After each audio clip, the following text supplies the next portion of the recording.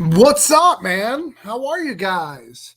I am hanging out tonight at 10 o'clock hour. I'm going to have a whole bunch of guests, but I'll probably be alone for a little bit.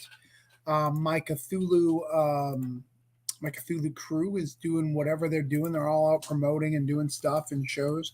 So I may be on my own. So I'm going to do kind of an Ask Me Anything. So anybody who is here and wants to ask me anything, you are more than welcome to do so. We've got some comments already coming in. We got Happy Monday. It is Wednesday. Just wanted to make sure. It's New Comic Book Day. I've only got to read 2 books so far. So if those who are curious, I've read Daredevil and I read Dark X-Men. Read X-Men and Dark. But tonight we're going to do an Ask Me Anything. We're going to kind of chill out. We're going to go over the Cthulhu Kickstarter. We're going to hang out. We're going to do all that stuff. And again, at 10 o'clock, I'm going to have a bunch of other guests on doing stuff. Wanted to show you where we're at with the Cthulhu, kind of hang out. And if you guys are on Facebook, I need someone to link. I am going to set up. I have my rum. I have my Coke. What is that? I haven't read a new comic in like 2 months. Are you buying Comics Weekly, Cole? That's the question. Are you buying Comics Weekly and not reading them? Are you not enjoying them? Are you not reviewing them? What's going on? Tell me what's going on. By the way, I don't prefer Pepsi over Coke, but it's what's cold. So I just want that for the record. Make sure that is clear. But we are live, hanging out. So let's see what we've got going on. We've got a whole bunch of stuff. Like I said, we're going to do an Ask Me Anything. So if you have any questions, if you want to ask me anything, now is the time to do it.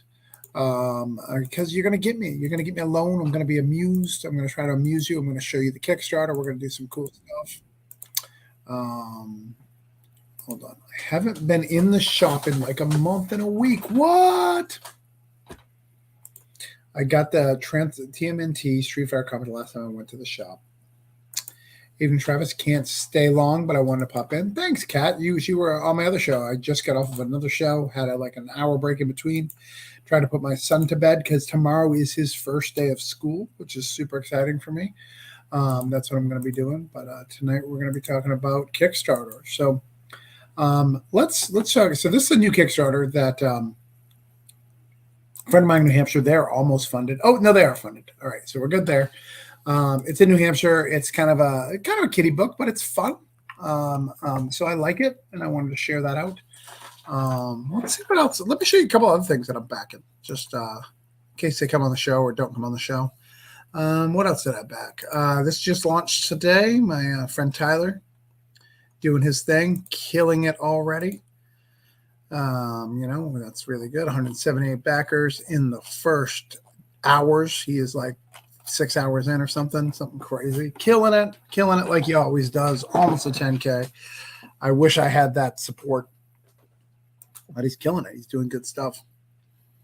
Ivan has a question. Hi, can you tell us what's the main difference in making of each of the 3 anthologies? I absolutely can, Ivan. And it looks like Carl is going to join. Oh, Carl, do you need to go somewhere?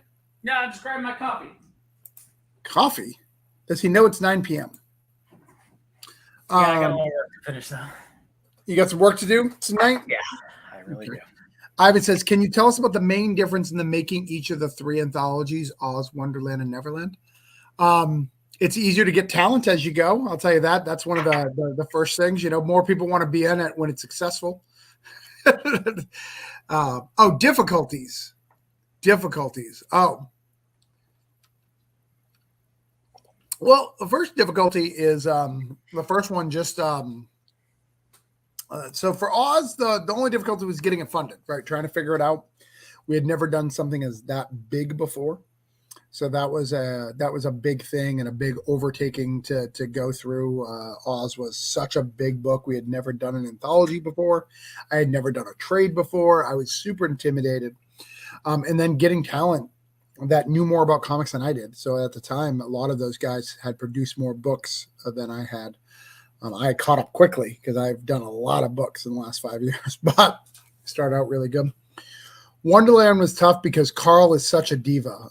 Carl required M&Ms delivered to him just every week. Every week, whether he was working on the pages or not, it was irrelevant until those pages were submitted. And he lives about 3 hours away from me. So that was a long drive every week. And it would be random M&Ms. It wouldn't be the same ones. I couldn't just buy peanut. I had to grab like a platter of M&Ms that he could choose from. It was actually a truck would back up to my house every other day. Just a boatload of M&Ms. And then Kat says, and then those proofreaders are difficult to work with. So that was hard, but funding wasn't hard on Wonderland. Wonderland, we killed it. It was super easy to fund, getting that money and doing everything. But it happened during the paper shortage, so paper was really hard to find. So I had to pay a lot. In fact, I've shared this before. I bought 3,000 copies of Cthulhu Invades Wonderland. I paid more for 300 hardcovers of Wonderland. 3,000. 300. Wow. Isn't that great? I paid $100 more for the hardcovers. $100 more. That's insane, Carl. That is insane. It's insane. But that's a lot. What can you do? What can you do? So that was that. And then this one's struggling to fund. However, I did some research last night, basically to encourage people because, we are funded. We're trending to fund. We've got everything we need. We're doing great every day. We're doing great. We're killing. We have people like Carl showing up every time to help out. I did the math last night. Our average pledge was $47. So we need about 100 backers. So we needed 100 backers from last night. We've got some of those. We just need some more, but we're doing great. Have you looked at the page for a bit, Carl? I did not. Let me show you. All right. How far are we? Look at that. We're right there. All right. And then who don't know Kickstarter very well, see how it says 49 hours? At 48 hours, everyone who's following the campaign on the back end, which is about 700 people, are going to get an email saying, hey, you got 2 days. You better back it. So they're going to get that, and then they'll get it again at 24. So we should get a big jump in about an hour, depending on whether or not people's awake. We'll make it in the morning, whatever. But cool. So that'll help out, and I'm going to send out some emails tonight so people get them in the morning. But it's going to be good. We're going to be tight, but I believe in this project. Yeah, I tried to push it a little bit today too, so we'll see. So that's been the difficult. But I did research, and actually I'll do it with you guys just to show you. And this is something I did not do before the campaign. So you can search on Kickstarter. I search Peter Pan. Then I put most funded. And as you see, so this one's a big one. Adventures in Peterland in Neverland was a big game. Half a mil right there, euros. But beyond that, all these other ones are not that big. This one was another big one. This is another big comic thing that's at 64. But the majority of the stuff down here are all very, very small books. They're not crazy. This was 10K, which I know sounds big, but if you look at Wonderland, it's on the opposite. They're crazy. So it's not, the backers are low, 300 backers, 162, 94, 203, 101, so a lot of these books, you see even these big ones, 185, these aren't crazy big, in fact, we're moving right along to be one of the bigger Neverland campaigns. Let's see this one, 42K Canadian. What is this? It's a game, I assume? That's a game. Oh, look, you get to play on little boats. I like to play on little boats. Looks fun. So, the category of that, where if you look at Wonderland, it blows up. It's crazy. All right, we got some other questions. So, Kat says we can do this. It's a grand project. Chat says, good evening, Chad. Kat says, hey, Chad. So what are you working on tonight, Carl? I am doing a redo on a cover for a Scout book. Just got some fixes and stuff. So, is it for a book that you've already been doing? It's not my book. I just popped in on a cover, but yeah, it's for Martin Cove actually, the sensei of the Cobra Kai school. That Oh, okay. the guy gets his nose honked. He's That book was like a year ago. no, it launches in New York. But it was announced at San Diego Con, not this year, but last year. Was it? I'm not sure. They just came to me not too long ago. So yeah. Well, that's good. That's good. Yeah, it's cool.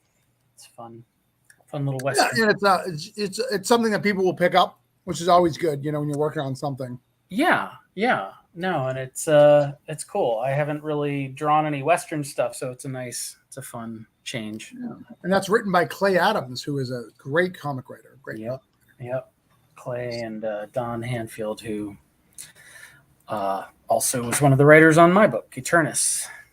Right. He also wrote The Mall, if I'm not mistaken. He wrote The Mall. Did he? Book. Yeah. Him and James Hike wrote The Mall, which is, as you know, I'm a big crime guy. That's a big thing. See, I never read that. I haven't. I didn't realize it was a crime book. I didn't know what that was. Grant says hi. I'm actually going to show you a random Kickstarter. I want to get your opinion about this because we're kind of hanging out tonight. I have a show at 10 with some creators where I'm going to help promote their book.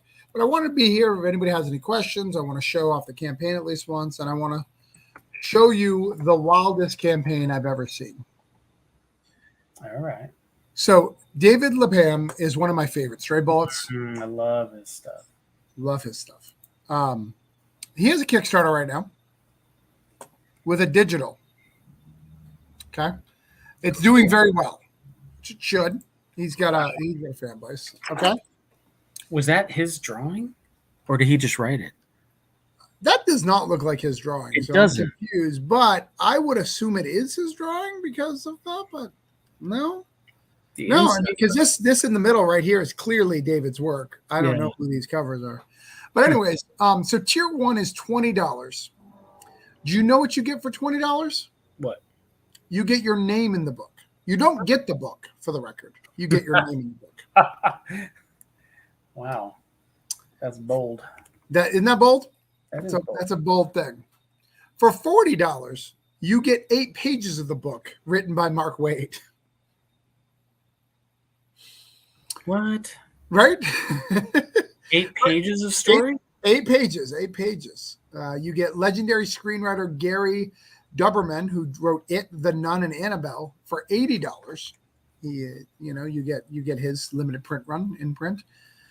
You got Robert Veretti for $120. You got the end. This is where you first get the book. It's $125 to actually get the book. How big is the book? Over 50 pages. Okay. But wait, there's more. $125? Yeah. You got. It looks like the New York Comic Con one's gone. Jason Aaron, if you want him to write it, it's $160 for his 8 pages.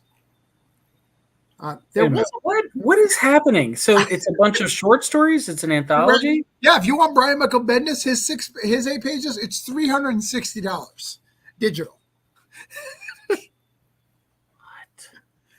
What? So Lapham is drawing it, and yes, these guys are writing it. He's drawing all of this. Okay. It is the wildest Kickstarter I've ever seen. Those are some big writing names, though, man. I'll tell you what, those guys are amazing. Ed Brubaker. Yeah. His is $485 for 8 pages. Only one person could confront that, though. Zeb Wells, which is and by the way, why is Zeb Wells worth more than Ed Brubaker? Like, explain that to me. I'm not trying to be a dick. I know he's writing Spider-Man right now, but come on. Somebody just wrote to me today about that guy, actually. Yeah. Gary Duggan, $520. Super celeb. And one of them is the guy from Watchmen, by the way. Not Alan Moore. David Sims, is that who wrote Watchmen? David Sims. No, who wrote who's the other part? Who's the artist for Oh, Dave Gibbons. Dave Gibbons. Dave Gibbons. I think he's writing one as well. They haven't said his name, but they said that he was part of Watchmen. And some other stuff. He has actually written some good stuff too. I like his art. But it is wild, and it sucks. This really sucks because I'm a huge left-hand fan, like David. Like if you had me a reasonable pledge level here, I'd be all in. It's wild. They're getting the business. It's what right. It's working, but our Kickstarter sounds like a hell of a better deal, doesn't it? Now, dude, I want to know who drew that cover. Let me see. Hold on. Let me go back. I clicked out of it for a second. And we got some comments. I saw your comments. I'll read it in a minute. Let's see. That guy's good. Mark, it's all digital. Like this whole thing is about digital, which is just wild. Yeah, I was thinking about doing an all digital release for a thing, but I was planning on charging $1. Right, charging, the reasonable adult rate, Yeah, charging basically nothing because it's a digital and it doesn't cost anything to print. Yeah, they don't really say who did that cover, which is really sad. It almost looks like Liberatore or Bermejo, Lee Bermejo maybe, or I don't know who that could be. I do not know. All right, so let's see what everybody else is here. Let's see what people are talking here. Are there people watching this? What's going on? Yeah, we got people watching. They're watching. I would like to know what the main roles in the anthology and how do you find them. Okay, we'll go through that. How the main team was created. Okay, David Lead, what a steal, and graphic vandalism. What's up, Travis? How are you, brother? Good to see you. So the team. So what I do when I make a Cthulhu Invades book is I handpick my teams. So I handpick a few people who I really want to be part of the book, and I give and then they submit to me characters that they want to do, and then they get those characters. So, for instance, Carl's my friend Sebastian, in Wonderland, really wanted to write Cthulhu, like have the Cthulhu ending. He really wanted that. So we got Carl and him to do it. And then in this one, he wanted Pan Shadow. So we got Pan Shadow. So every person is assigned a character, and that character is theirs. The only exceptions to that is sometimes major characters are in multiple scenes. So like Peter Pan or something like that. So they do have a main writer, but people are doing it. Chad's not a fan of Bad Idea. I am not anti-Bad Idea because I think that they're doing something right. They got people when they have a brand new issue 1 lining out outside a comic store. No other book does that. So they're doing something amazingly right. But I also see like some of the other stuff they're doing is just wild. Well, the thing is they've done all their other books amazingly right, to the point where people are willing to put up that kind of cash without having seen it or read it or any reviews. You know what I mean? Like, they've just been killing it so much in the past that you're like, well, that's Bendis. You know what I mean? Like, that guy's got a perfect track record of awesomeness, or Brubaker or any of those guys. Yeah. Yeah. And, one of the cool things about them is they said they'd never come out with trades. I think they're going to break that idea at some point, but they said they'd never come out with trades, which I also think really hypes up those single issues, which really helps out tremendously. I gotcha. So that's what I think is really cool. But let's look at our campaign for a minute. And again, tonight's a question and answer about Cthulhu or about anything, any of our work from mine, or you can ask Carl anything if you want to ask him something about advanced pencil mechanics. You can do that. That's a thing, right? I don't know. What is pencil mechanics? What are you talking about? What pencils to be used in what order with what lead. Oh, well. Or are you all digital now, pretty much? I do the pencils in the computer, yeah, and then I ink by hand. So it's just a more flexible tool. I can do a lot more pushing around and scooching. I still ink by hand because I like the hand-drawn feel of it. But yeah, right. When I'm constructing the structure of it, I do it in the computer these days. So yeah. Yeah, the fact that they don't do trades and you have to know a secret handshake to get issues makes me not a fan. That's true. Kat, I'm feeling blessed to have been chosen to help with these books. Oh, thanks, Kat. We love you doing it. We're hoping to get some more stuff. If Jerome's watching, encourage him to do some more letters so we can get some stuff. But he's been working on Broke Down, which looks great. In fact, I'm going to show some Broke Down tonight. You should. John, we've got John excited. We've got Kat saying, "Hey, John, yeah, let me bring up Broke Down for a second." So we're working on the trade, and we're taking our time. We're not late or anything. We're taking our time because we really want to do it right. We've done Cthulhu's before, but a trade, translating a miniseries versus an original graphic novel, they're two different things. They're two different styles. They're two different formats. They're similar, but they're different. And it's interesting how, I've noticed that most companies stay by the same set of rules, but the ones who don't do any rules. They don't follow any sort of cohesion. It's very interesting on trades. Have you, and one of the things that I've been listening to a lot of podcasts in the last year, and I don't know, has this ever happened to you, Carl, that sometimes they drastically change the trades? Like Scott Snyder has said that his trades are drastically different from the book because he reads it several months later to almost 6 months later, or he's in like Sue Strip, so he'll rewrite things in the trade. It may not change the dialogue, it may not change the panel layout, but he'll rewrite things and change it. That's pretty cool, actually. I can't imagine people not doing that. I mean, right. I imagine with a little more time and space, I know personally, I love to let my artwork sit for a little while because then a week later, a month later, I notice all kinds of stuff that I wish I could get back. So yeah, I imagine it's the same with a writer. Yeah, well, and even What's the Furthest Place from Here, which is one of my favorite books by Matt Rosenberg. He said there's 5 extra pages that were not in the book. He's like, I read it, I felt it needed a few more pages, so I made new pages for it. I was like, you can't just do that. And he's like, yeah, I did. Hey, Davey, I got nothing but glowing praise for Sebastian too. He's a man. Yeah, Seb's one of my favorite people. Oh. Abby says hi. By the way, Davey and I think the links in the group. If you guys want to hang out till 10 o'clock, so if you want to hang out for another half hour, you're more than welcome to. Yeah, let me show you some of the design we're doing for the Broke Down trade since we're here. I think it's pretty exciting. Do it. We are trying to finish this up in the next week or so. We're getting there. But, this is the first page, nothing fancy, but very similar. And then we got a big double page for the credits, which I think is cool. And then I've got a nice thing, but look at these chapter breaks. Look at that. Cool. Instead of doing the covers, we decided to do chapter breaks like that, which is really cool.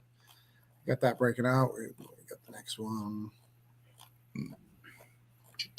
Are you going to show the covers at the end, or? Yeah. We have the covers at the end. That's cool. So we've got these nice little chapter breaks, which I think are cool. So this is 3. Yeah, I've been seeing this piecemeal, but I'm excited to read it all together. Oh, yeah. I mean, you obviously read 1 before you did the cover and stuff like that. But yeah, it's going to be cool. So yeah, we've got it all together, and then we've got a cover gallery in the back, and I added a few pages. So this could be the first time that people seeing some of these pages are new, which are pretty cool. Well, there you go. See? Put a couple backup pages, and we got some covers. We got your cover right there. Boom. Right next to Rich Woodall, so you guys can hang out. Boom. Got some good stuff here, and that's kind of it. And it seems stuff 69 pages, which is great. I'm excited about that. For the double.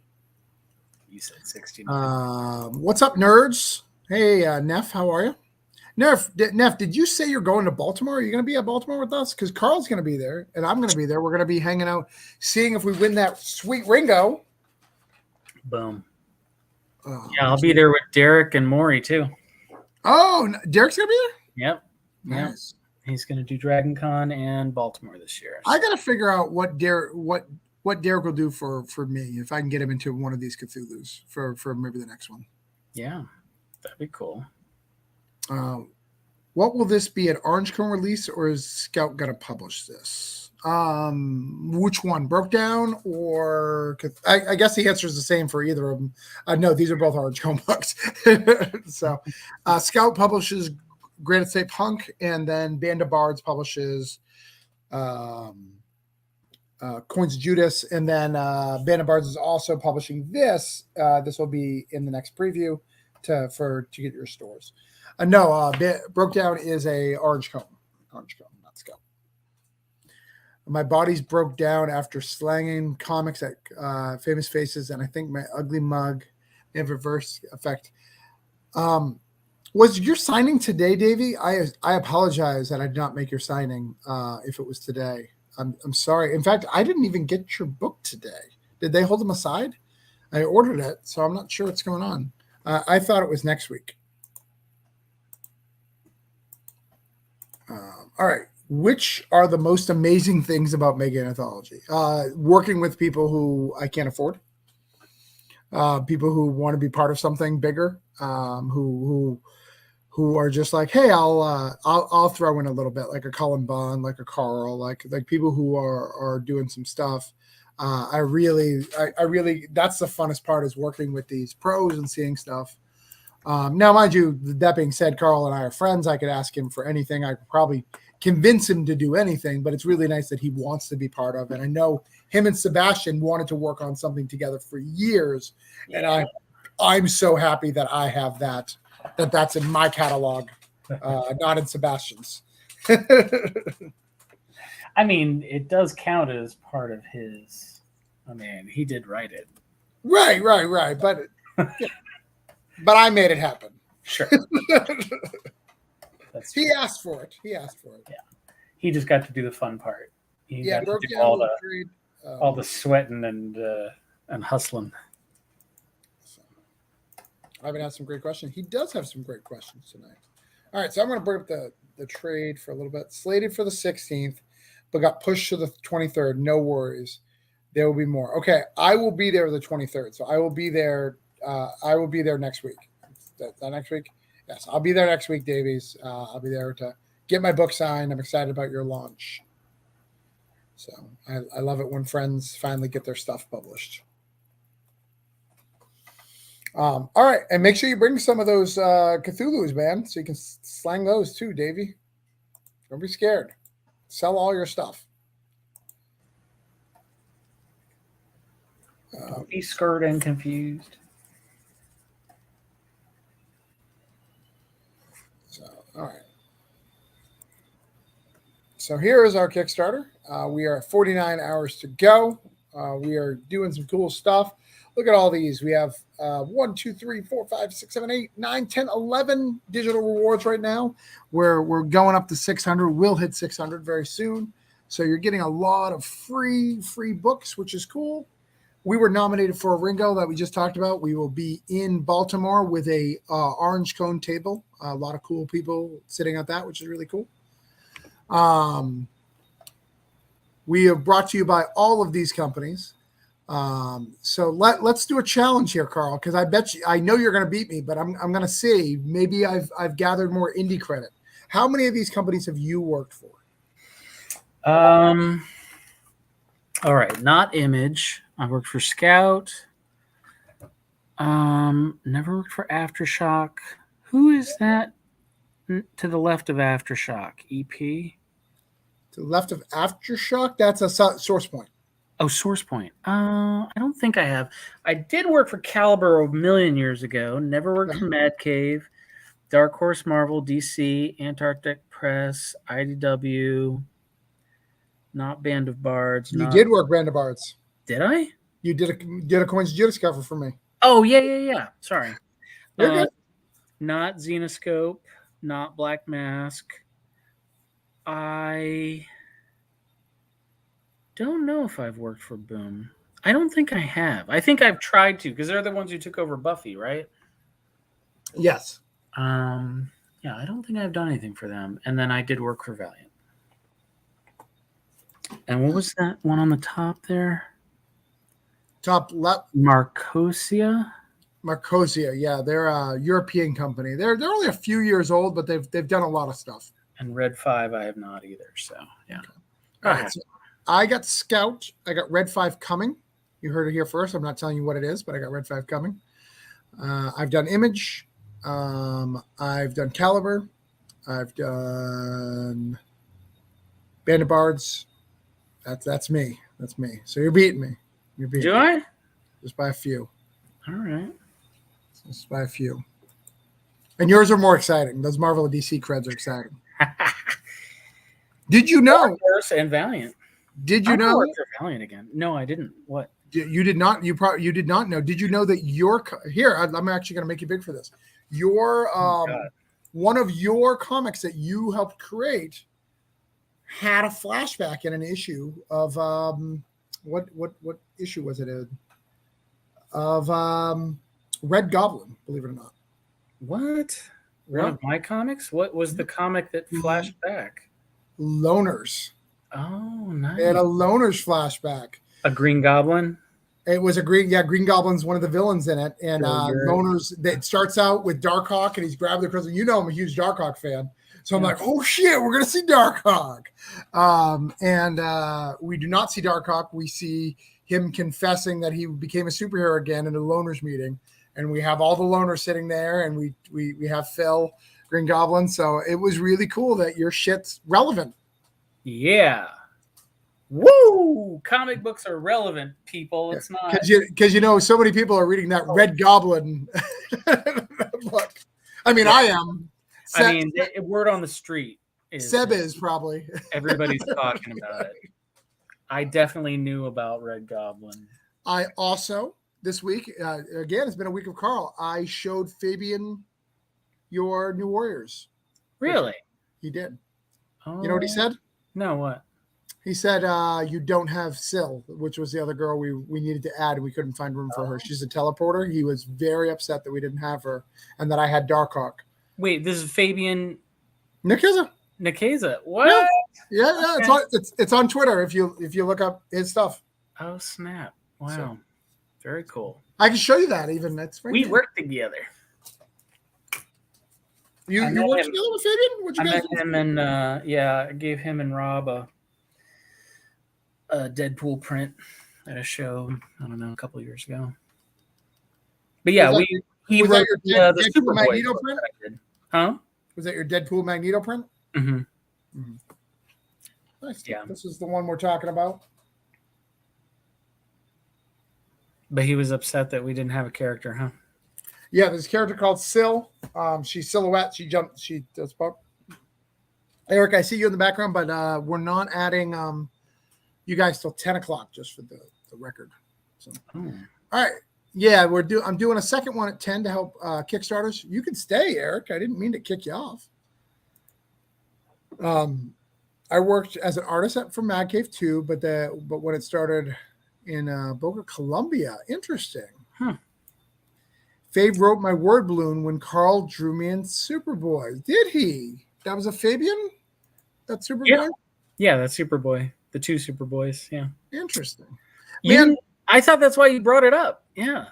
Yeah. Yeah, I bring it up for New Warriors and and Loners, let's be honest, like it doesn't have the New Warriors title, but that's basically a New Warriors book. Yeah, So- a little bit. So, all right, Hi, here's all the Sebastian. we have all the Yes, cool people here, everyone here. Carl's here, Colin Bunn, Rich, Pat, Rich Woodall, Rich Fairgrave, all sorts of people in here. We've got all the cool covers. Look at all these cool Rich covers. should jump on here if he's watching. Rich Woodall? Rich, yeah. Yeah, I'd like to see Rich Woodall. He should jump on. This Rich. He was online a minute ago, so maybe he's watching. Maybe. We sold out a couple things, but we've added a whole bunch of things. It's a great book. If you want to read it, you can click right here. It'll give you 24 pages for free. Boom. We've got some really cool different art styles here. Lots of really cool things. There's Carl right there working with Sebastian. As always, this book will deliver. It's going to be amazing. But we just need a little help to get across the finish line. So if you haven't backed, please consider $12 for the digital, $35 for the physical. If you want to get all three digital, it's $30. If you want to get all three physicals, it's $80. They're big books. They're big books. Yeah. So they're over 200. If you want to get 8 pages of a Brian Bendis story, it's only $490. Right. So I mean, we're doing by that math. This is a hell of a bargain. So we've got some cool stuff here. We've got shirts. We've got cool bookmarks. We would love you to join on. And if you're a fan of Orange Cone, you can you can back any of these Orange Cone projects. Absolutely, they're all on the back end. We'll get those sent out to you as well. Even that Broke Down 4 Dead Bodies, that's right there. You can get it as a 4-issue mini.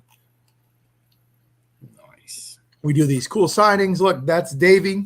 That's Sebastian right there. We didn't invite Sebastian in the first one, so he's not there. But, there's a lot of people here. Look at all the stuff. I have done and delivered all these things. We have we're on our Kickstarter right here would be Broke Down 4 Dead Bodies. I didn't put it on the list because I did not fulfill it yet. But when I do, I'll add it to the list because we want to make sure you are happy. We provide and we send out our books. We are not one of those companies that don't. So it's good. Looks like we've got a couple of backers here. Sebastian says he loves you. I love you back, baby. He loves you. So if you're curious of what he does, he loves you. What is the next time? So you have a tour of shows coming up, right? I do. Yeah, I'm gonna be in Baytown, Texas this weekend. Okay. For the Eastern Rim show, and then I've got a week off, and then I'll be at Dragon Con in Atlanta, then the next weekend Baltimore, and then the next weekend in Ocala. Wow. That is a little break, yeah. That is long, and you're ready for this. You've taken your vitamin C, so you're it's gonna be a lot, man. It's a lot of travel, and Dragon Con's like a 5-day show, so it's gonna be a lot. But yeah. But I'll also have my buddies there, Maury Hollowell and Derek will be with us at Dragon and Baltimore, so should be a little bit of a party too. It'll be fun. Nice. Yeah. Those are good shows though. They're fun. Yeah, I've never done Dragon. I've done Dragon Con as a gamer because I'm a gamer, but Right. I've never done it as a stuff. And I know it's hit or miss. It depends on where they put you, from what I understand. Like it really depends on where they put you in the year. What's going on in the year? For sales is what I've heard. Okay. I mean, I've always done pretty well. I mean, it's just got so much traffic that you kind of can't help but at least cover your trip. Right. And well, you've got that Buffy, so that helps out. That's a big draw for that. Sure. Yes, sir. Yeah. And occasionally they'll give me a room, which helps a lot because those hotels are not cheap, man. Right.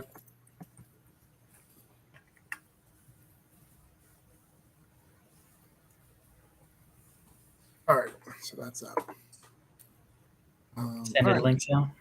Well, sorry, people are messaging me. People are coming in, because we're doing a thing. Eric, you're on here with 2 devices. I'm not sure what that's all about for the person in the background. So we'll figure what that is. But yeah, we're wrapping up our time here. We're getting around. We've got some backers since we've been on here, which is great. When we started, we were at 560. We've got like 3 backers, which is cool. So I think it's nice. People are interested. We're at 88% funded with 49 hours to go, which I think is great.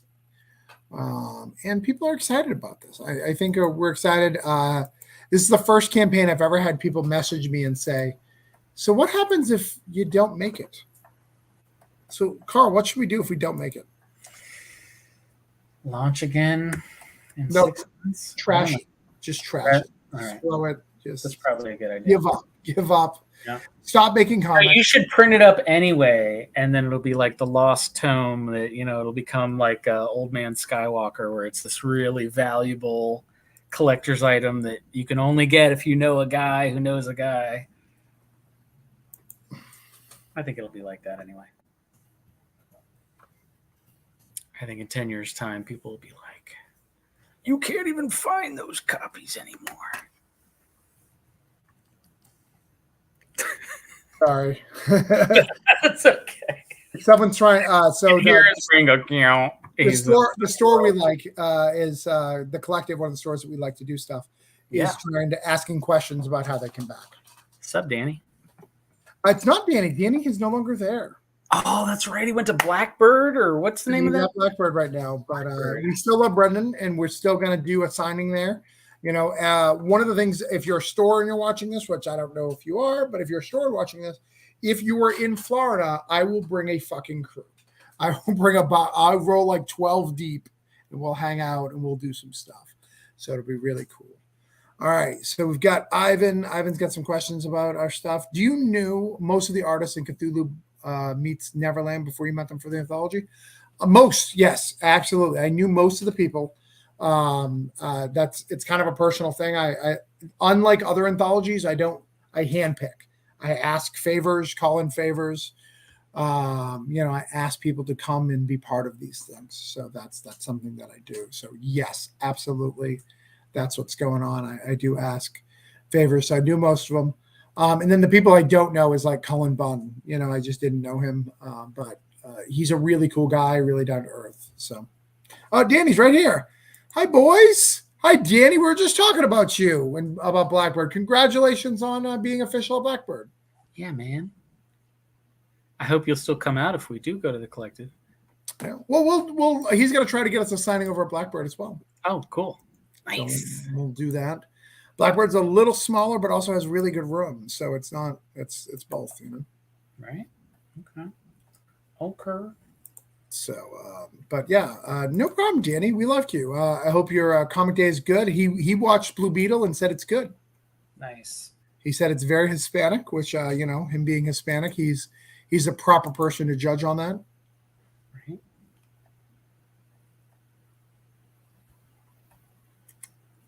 So, yeah, I saw Cully introed the premiere viewing today down in Austin.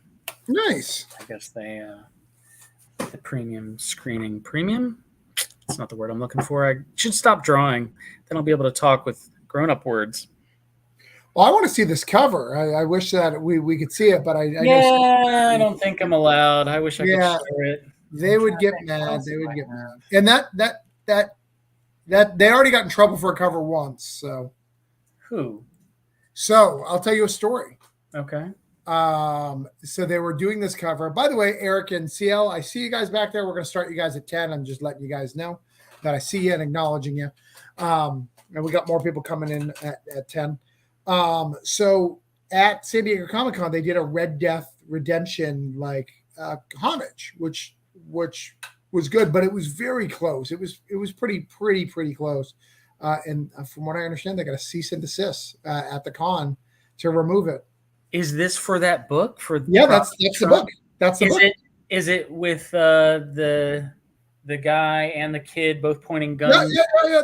The Red Death Redemption cover. Oh my god, I didn't even get that. That's what they were doing. I thought it was like 310 to Yuma.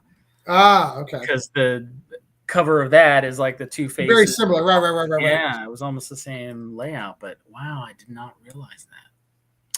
Wow. We got some people here. Danny, how has the comic making been, guys? It's been great. I'm happy with making comics. I love it. Yeah, it's been good. I'm actually looking for sequential stuff right now. Shopping around, see if anybody's got anything for me. Yeah, so if anybody wants to hire Carl, if you guys want someone who's worked for Marvel, DC, Dark Horse, Antarctic, CrossGen. I should have put CrossGen on there. Oh, yeah. Forgot all about that. We get an old school for the 12 people who care about CrossGen still. It still gets a lot of love. I mean, that's one of the things I hear the most. It shows, man, I love those books. I wish they had last. Is like, yeah, well, you and me both. Would have been nice to have. Well, and yours even got security and a salary. Yours got saved and didn't get saved. Yeah. Right. Yeah, almost got relaunched. I mean, they were working on the relaunch. I know I saw a bunch of the pages and I did a variant cover for it. So they were going to do it. I don't know what canceled it, but they were in the middle of working on it. I'm glad to be part of this. I do the Yellow Cages written by David Byrne. Oh, thanks, Ivan. That's awesome, man. That's really, really cool. I don't know if David told you this. This is actually not really the place to tell you this, but I'm going to tell you it anyways because fuck it. That's who I am. Your yellow, if you back the book for a physical copy, you will get an extra copy that looks like this. This is what I do for all our anthologies. It'll look like this. So the main cover doesn't look like this. It'll look like this. These are creator copies, as you see. So you'll get an extra creator copy. So you'll be able to sell your main copy, and you'll be able to keep this highly exclusive that's only printed one per creator. So if he didn't tell you that, now you know. Excited for Granite State Punk Breaking Edge. I'm excited for that too. It is in its last day of previews, so it'll be cool to get that out, to do that, to see what's going on. I'm really excited.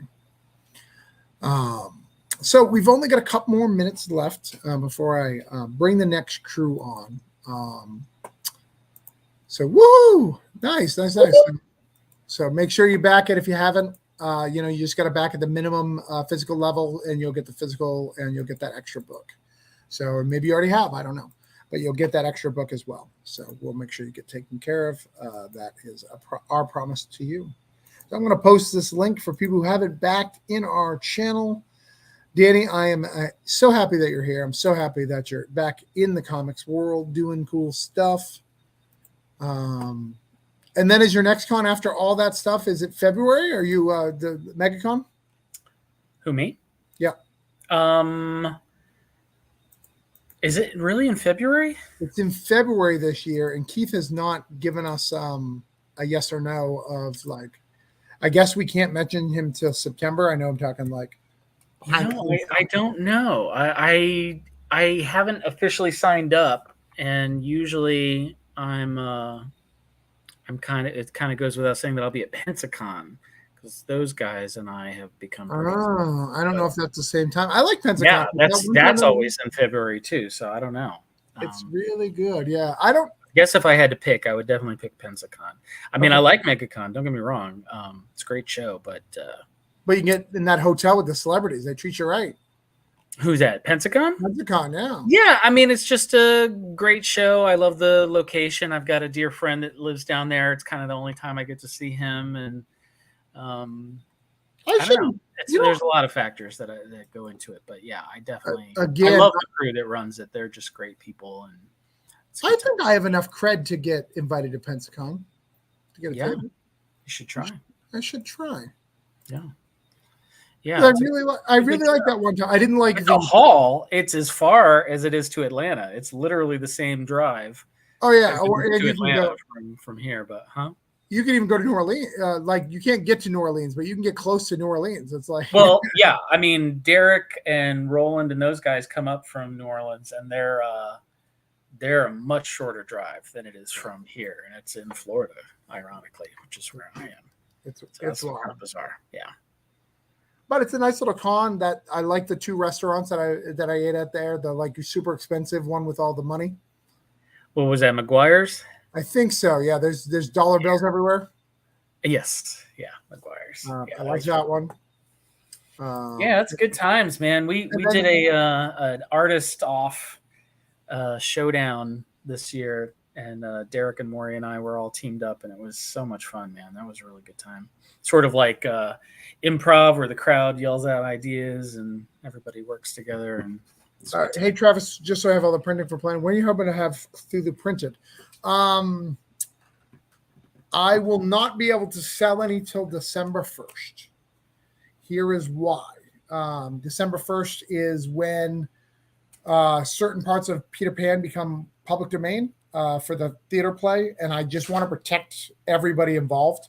I don't think I actually told people not to use anything from that, but why not, when it's so close, wait an extra month to make sure you're safe for everybody's advantage, right? That just seems stupid to possibly be sued when I could not be sued by waiting like an extra 30 days. So that is the plan. So December 1st, so Christmas will be there, but we'll have that and Holiday Spirits at the time, so we can do a big event, Danny. And then we have some stuff for October as well coming out. So we've got a new book launching. So Carl, if you want to say goodbye, it looks like it's time to do my intro for the next book. We are almost. It is, yeah. I was going to say, you can't share a screen on here, can you? I can, yeah. What do I have to hit? Present? So there's a bottom. Let me see. I Yeah, was going to present. say I pulled up all the layouts for our story. I don't know if I'm allowed to show it or Sure, you show them out. Let's do it. I can even show the full color if you want. not. Well, yeah, if you want. You want me to do that? Do you have them? Yeah. Oh, okay. Well, you do it then. All right. Give me a second. I just thought it might be fun for anybody who's watching. Yeah. We can do that. We got a little time to kill. Here, what do I do? Share screen? Oh, I thought you wanted me to show them. Oh, you can pick my screen? No, like I can show them from my screen. Oh, I see. Or do you want to show them from yours? Oh, you have the layouts ready on I your don't phone? have the layouts, but I have the actual finished pages. I can show the whole finished pages. I don't mind. Wait, but how do I do this? What do you want to Is do? it showing the screen? I have to say yes. It says I'm sharing. Yeah, right here. There you go. Is it showing what's on my screen right now? Oh, there it is. Yeah, so these are the layouts. I don't know if anybody cares. Whoa, look at me drawing all over them. That's awesome. You're ruining it. Yeah. How many things do you love after you're done that you're like, are you ever satisfied or you always feel you could do a little better? Well, yeah, after the fact, I always wish there was stuff I could get back, but it's Well, apparently I don't have yours. I know I downloaded your Dropbox that you just sent me the other day, but I apparently have not uploaded it to the folder here, so I don't have them. yeah, here's a secret peek at the story for all you fans who wanna.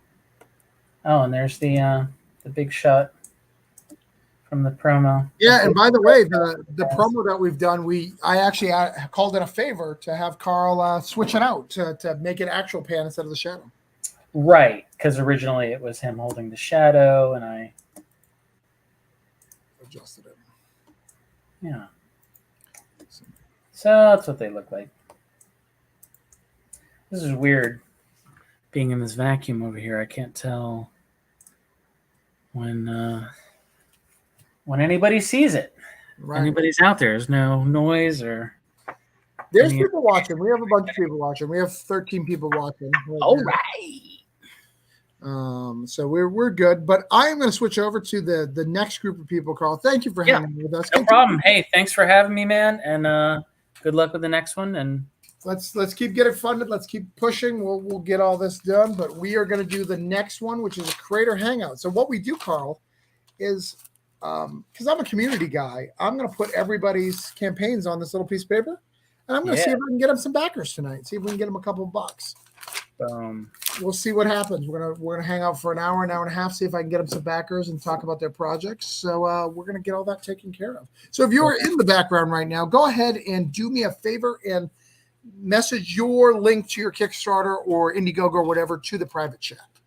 all right. Danny says, hold on. Danny wants to say adios, Carl. Adios, Danny. Love you too, man. You set up something at Blackbird. They've got beer there too. Oh, We'll be there. Not there, but they do an event where they have beer. You can click me off.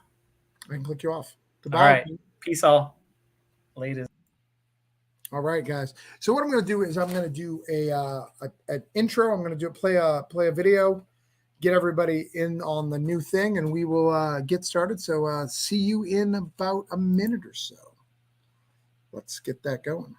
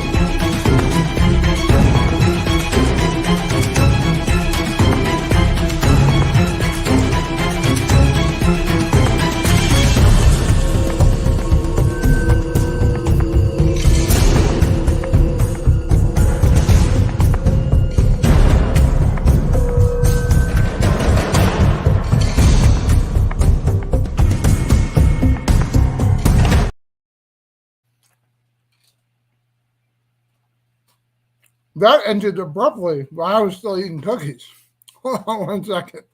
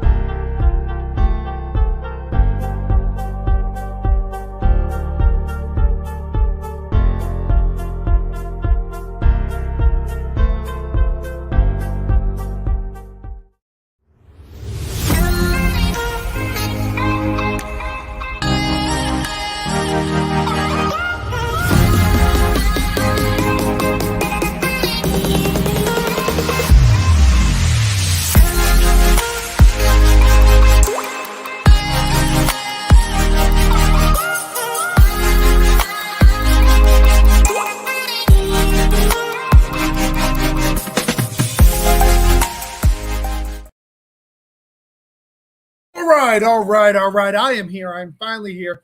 We are at hour 2. So first we did Cthulhu Invades Wonderland. Not Wonderland, Neverland. A great video. We had a whole bunch of guests on. We got to be able to talk about it. We got to be able to do everything, which is really, really cool. Hopefully you guys loved it. Hopefully you guys have been part of it and enjoyed that show where we got to talk to Carl. Again, I'm trying to get backers for that. We need to raise about 3,500. 3,500. Very, very doable. We'll absolutely get there. But tonight I have a whole bunch of creators. So if you don't know, I'm part of a whole bunch of groups because I believe in the Kickstarter community. I believe in funding that. So I'm in a bunch of groups. So I let them know, hey guys, anybody who's in this group who wants to come on, talk about their Kickstarters, let's talk about it. So a lot of these creators I don't even have a relationship with. I don't even know if they fucking know me. I have no idea. They're going to hear me swear tonight. They're going to learn all about this random show that I invited to and their stuff. So here's what we do if you're not aware. What I'm going to do is I'm going to show you Kickstarters. I'm going to write some numbers down on the paper based on what we see. I'm going to let them do a quick pitch. And then we're going to try to get them some backers because that's what we're going to do. We're not going to waste time. We're not going to pretend we're not here to sell. We're going to try to get some backers, see if we can pull some stuff off. We're going to share it out, make sure everybody's aware that we're doing this real cool stuff. So I'm going to start out by inviting on people who I know who they are. We're going to start there, and then we're going to go from there, go from that, and get everybody on. It's going to be a great time. So we're going to start with my buddy who owes me a comic book. That's Greg. Greg, What where is Ink 3? I just did 2. It was unsatisfying with my desire for Ink 3. Okay. Next year. It's always next year with you, Greg. Yeah. It's always next year. Yeah. But you have an exciting book out right now called Mittens, which did amazing. Was I think Sierra Nevada's best book, right? Last year it was the best. Well, it still is the best book. Yeah.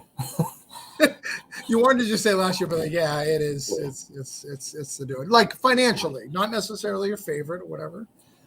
It's pretty fun to write, but yeah, I like superheroes. So we're going to talk about that, and we're going to get our boy, our good friend Ed Davies on here. Hey, Ed, how are you? I'm doing well. How are you doing tonight? Good. You're going to hang out with me for a second week. That's great. 2 weeks in a row. Hey, always happy to hang out when I have something to actually come on here and talk about, because sometimes I see the hangout. I'm like, I just want to hop in and just say hi sometimes. Right. It's called the hangout. Why does Travis have to have an objective? Like that I'm the problem. Hey, one week, maybe I'll be driving to a concert like, what the fuck? Why don't I hang out with Travis while I'm driving out there? Exactly. And we've got my favorite lady. I'm still confused by this. We're going to deal with that in a minute. Carissa, how are you, darling? Hi, good. So Thanks for having me on. She was complaining that she only had 17 shows. So now I got her 18. So, it's better. So she has less concerns going on.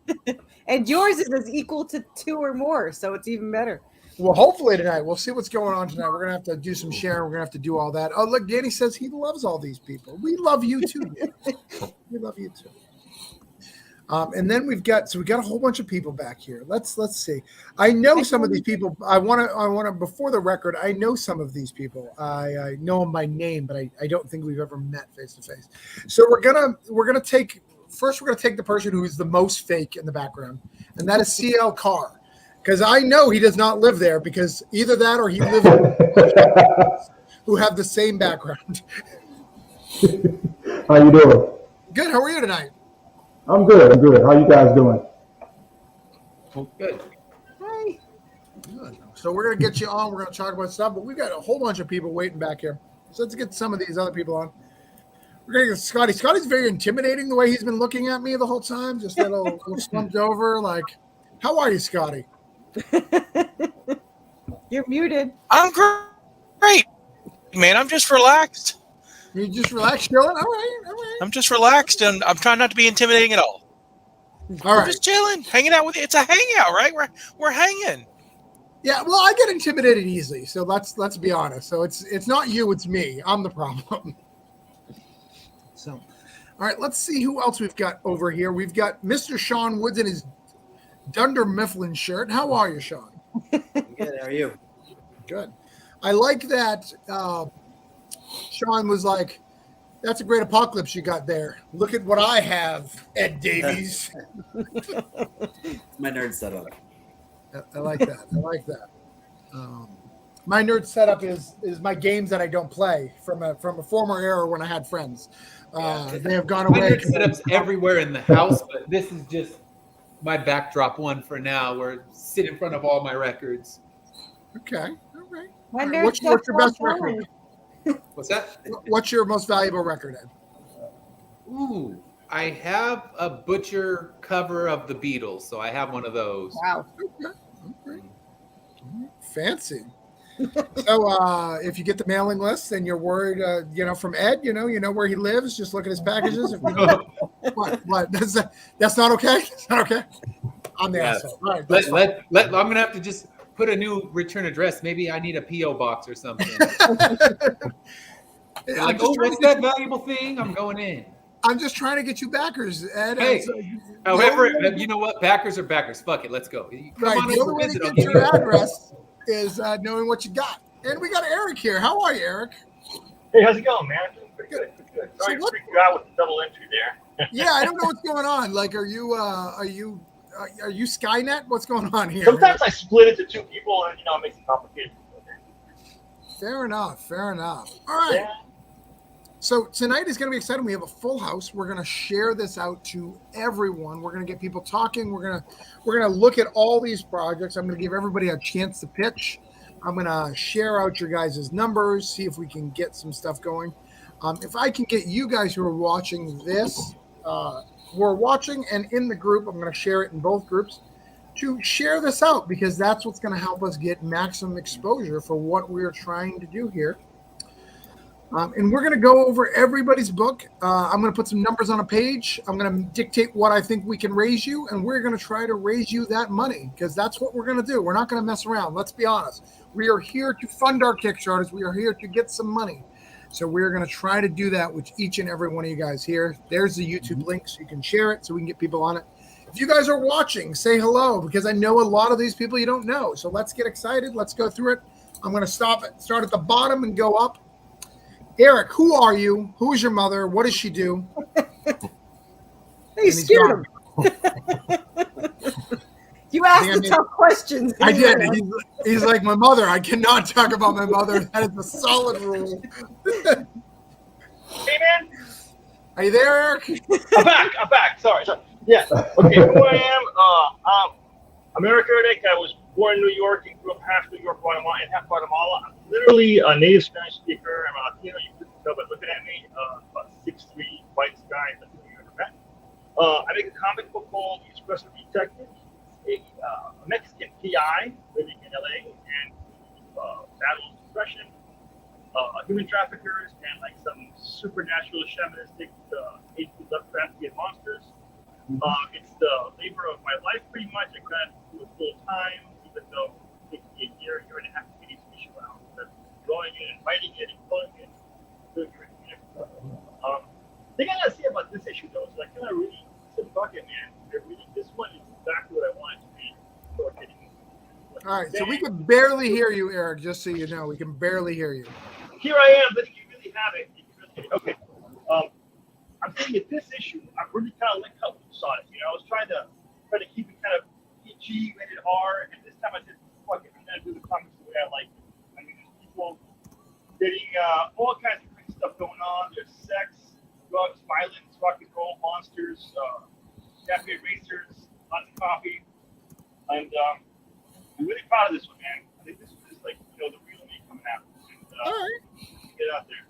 So, Espresso Detective, I know he was hard to make out, but basically it's a crime story. It's got a lot of sexy in it. It's got some Cthulhu in it. It's got a little mix of everything. So if you couldn't hear him, but he's currently at 3,972 with 118 backers. Let's try to get him to 120 tonight, and let's try to get him to, let's see if we can get 4K. I don't know if we can. Man. Let's try to get to 4K. That's $30. Let's see if we can get them to 4K. Yeah. We'll share this out to everybody. We'll get this going on.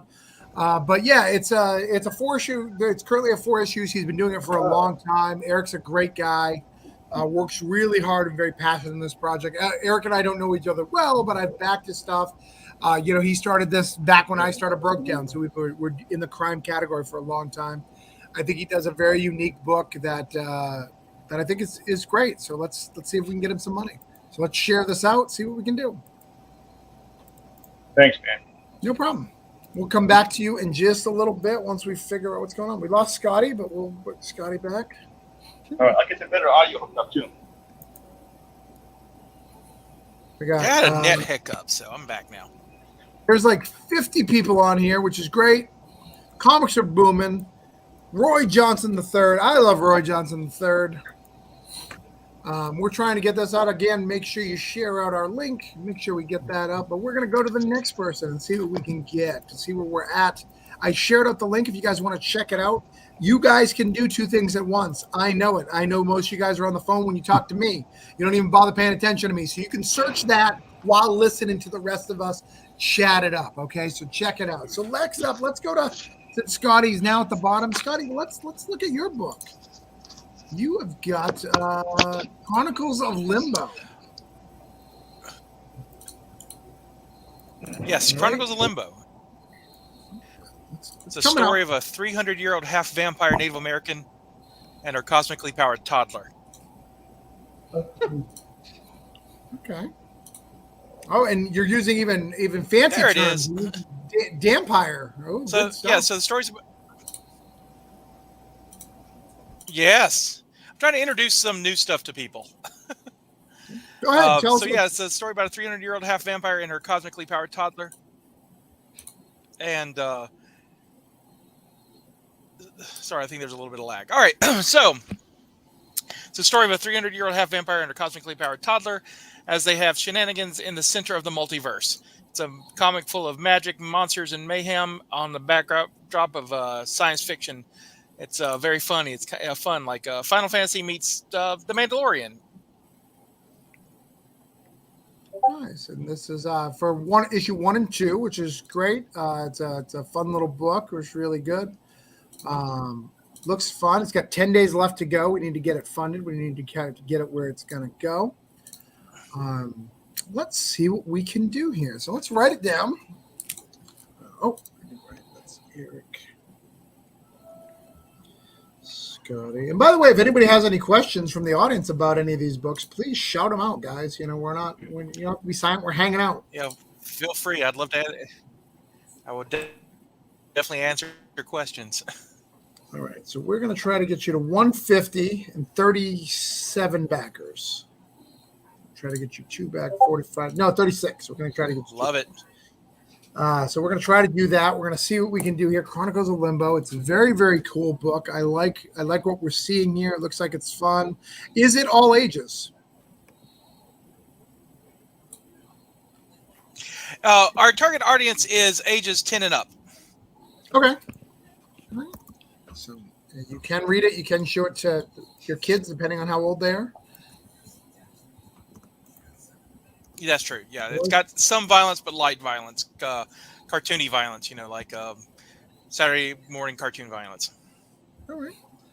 So let's get all this stuff shared out. Let's see what we can get for people. Let's see how we can get some backs. Get all that going. All right. That's great. I've never saw this project before, so it's really cool to see things that I haven't seen before. I like that. I like seeing new stuff. So glad you're here, Scotty, and I'm glad to see your project. Well, thank you for taking a look at it. Yeah, we're very, very proud of it. So thank you for taking a look. No problem. All right. So next up, we've got my good friend, Carissa. What you got, girl? What I bet you it's a book that's come out before. I bet. This is issue 6 of our Worthy Chaos Redemption, and it's coming. Keep talking. Did she freeze? Yeah, I think so. I don't know what's going on with the internet tonight.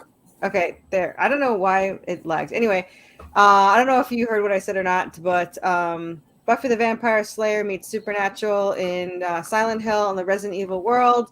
It follows Angel Descendant Seraphina and Demon Descendant Draven as they try to survive through a town merging with Hell, as their father, a demon, and her father, an angel, are after her because she was created from an angelic weapon that has the power of souls. And if they can get that weapon from her, they can tip the scales of heaven and hell in either's favor. And they survive against zombie mermen, ghost, hellhounds, zombies, Anubis, everything you could possibly think of. And our current issue is our version of vampires, which is a subspecies called clotters. Their heart beats every 6 hours, so they have very clotted blood. They're very strong. They're extremely ruthless, and if they taste your blood, they can track you wherever you go.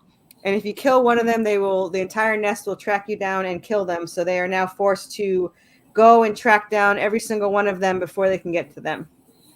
And this is, like I said, the issue 6. There's 32 pages, and issue 7, which is the last in this book, comes out October 3rd. It's already done and ready to go. So, yeah, one of the cool things about Carissa's stuff versus other people's stuff, a lot of people do about a book a year, maybe 2 books a year.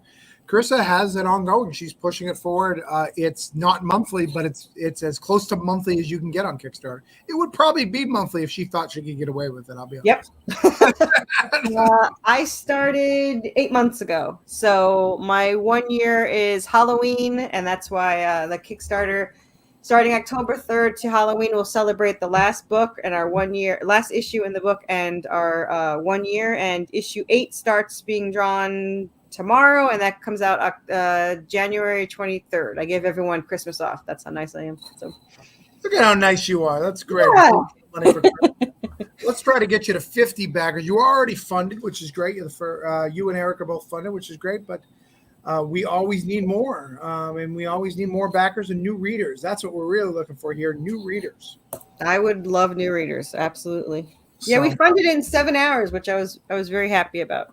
Nice. I call like it this fake funding. I like this, sir. And talk about this cover for a Congratulations. minute, because I know you worked really hard on it and getting it. So that cover you see right there is actually, it's a wraparound cover from Ian Chase Nichols. He worked on the Tick, Teenage Mutant Ninja Turtles, Red Sonja, and all those.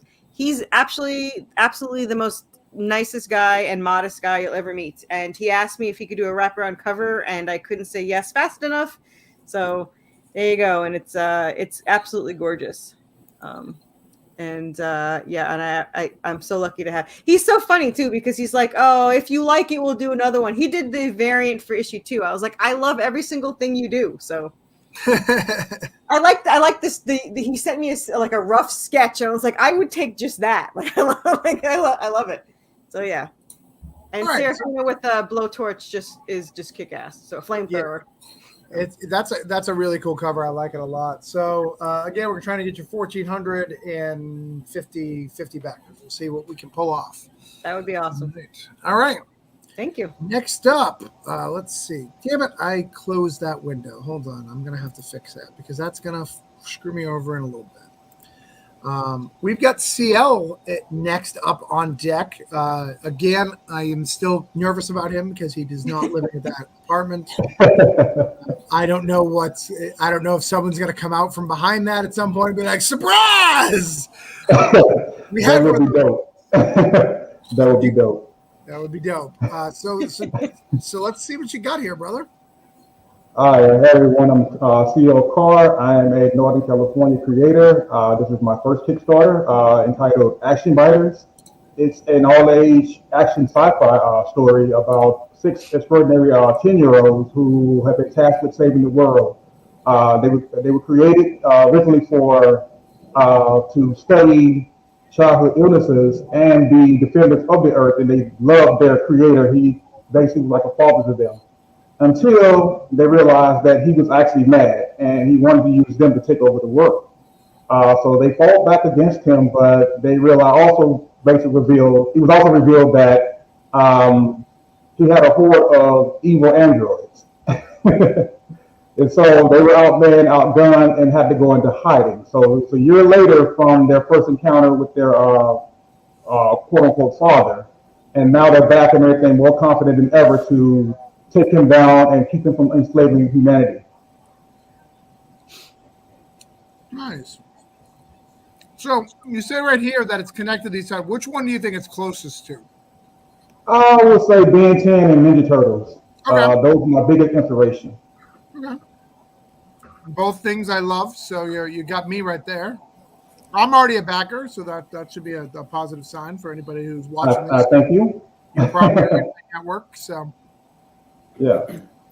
So we've got some cool stuff. We got some review pages and going right along. Let's see if we can get some backs over here. Let's share it out. Let's share it through the back. Let's get you guys all taken care of. All right. So we have you, CL, at 1,102 with 48 backers. We're going to try to get you also to 50 backers. And we're going to try to get you at, let's say, 132. Let's see what we can do. Thanks. That'll be great. We'll see what we can do. We'll look that up. But that is Action Biters. And as you see, this is an all ages book, which is great. I love things that support all ages. And they're hard to fund on Kickstarter, so they extra need your help, guys. So things that are all ages are a little bit harder to fund. So if you see that, please throw your support. We've got Charlie. How are you, Charlie? And Charlie is acknowledging Ed, Sean, and Ed. What's up, Charlie? Charlie does not like the rest of you. So just so you guys know, you've offended Charlie greatly, and he's coming after you. And he's a ninja. He's an American Ninja Warrior. So he says he's good. So he's supposed to be on vacation. He's rolling on the floor laughing. Big supporter of the indie community. Just wrapped up a Kickstarter for the latest Spider Squirrel, which is great. So, all right, Sean, you're fancy here. You've got a tiny URL. You're showing off that you know how the internet works.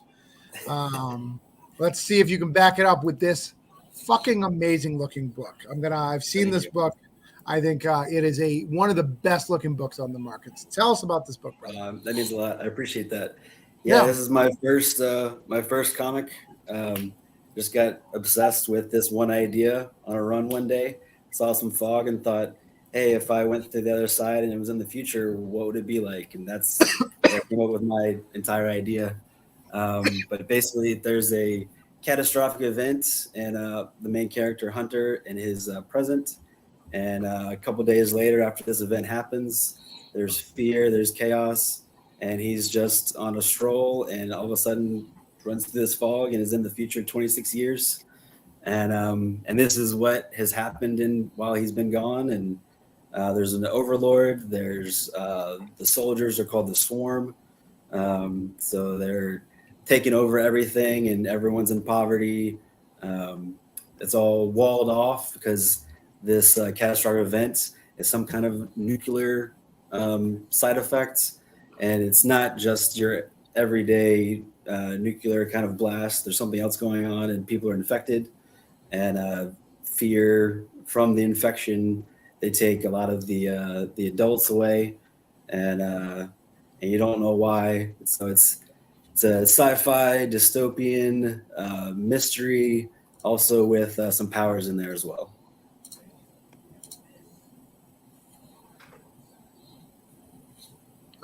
It looks awesome. It definitely doesn't look like a first year book. It is amazing. I really like it. So I'm really excited. We're gonna try to get you the 2 backers tonight, the 34. We're gonna try to get you like let's try to get you like $30. Let's see what we can do. Sounds great. So that'd be 1,098. So we got 24 days to go. We just launched, so this is a really cool book. I backed it. He's in one of my groups. I think it looks cool. I definitely I'm very impressed with this. Thank you. What do we got here? All right, we got some more comments. Let me share this out.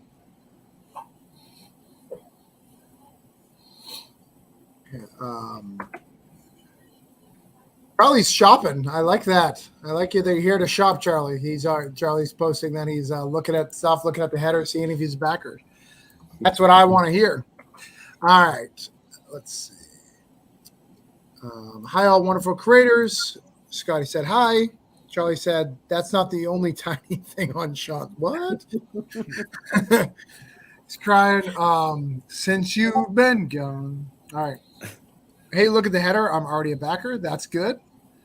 But yeah, it's a cool book. I'm excited about it. I'm going to get, I think I'm a backer, right? Let me see. Yeah. Yeah. Oh, yeah. Backer. Yeah. I like this book. All right. Let's see who else we got. We've got Ed Davies. Apparently he has another issue of this hit series that keeps coming out and won't stop. I can't Ed, stop. Tell us Too many more books about to put out. A Mortal Error. Like, where are we Mortal at? Era. This is the 8th issue coming out of what will be, when it's all said and done, a 24-issue series.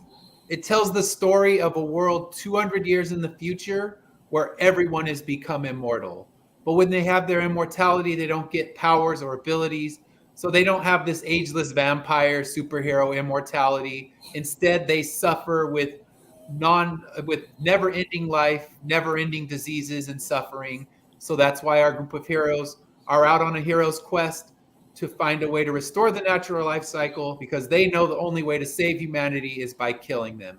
And this story combines elements of fantasy, of horror, and then just kind of post-apocalyptic story arcs, because I love post-apocalyptic stuff, and I was a big fantasy nerd reading books when I was growing up. So I wanted to kind of combine those two sensibilities into one crazy book.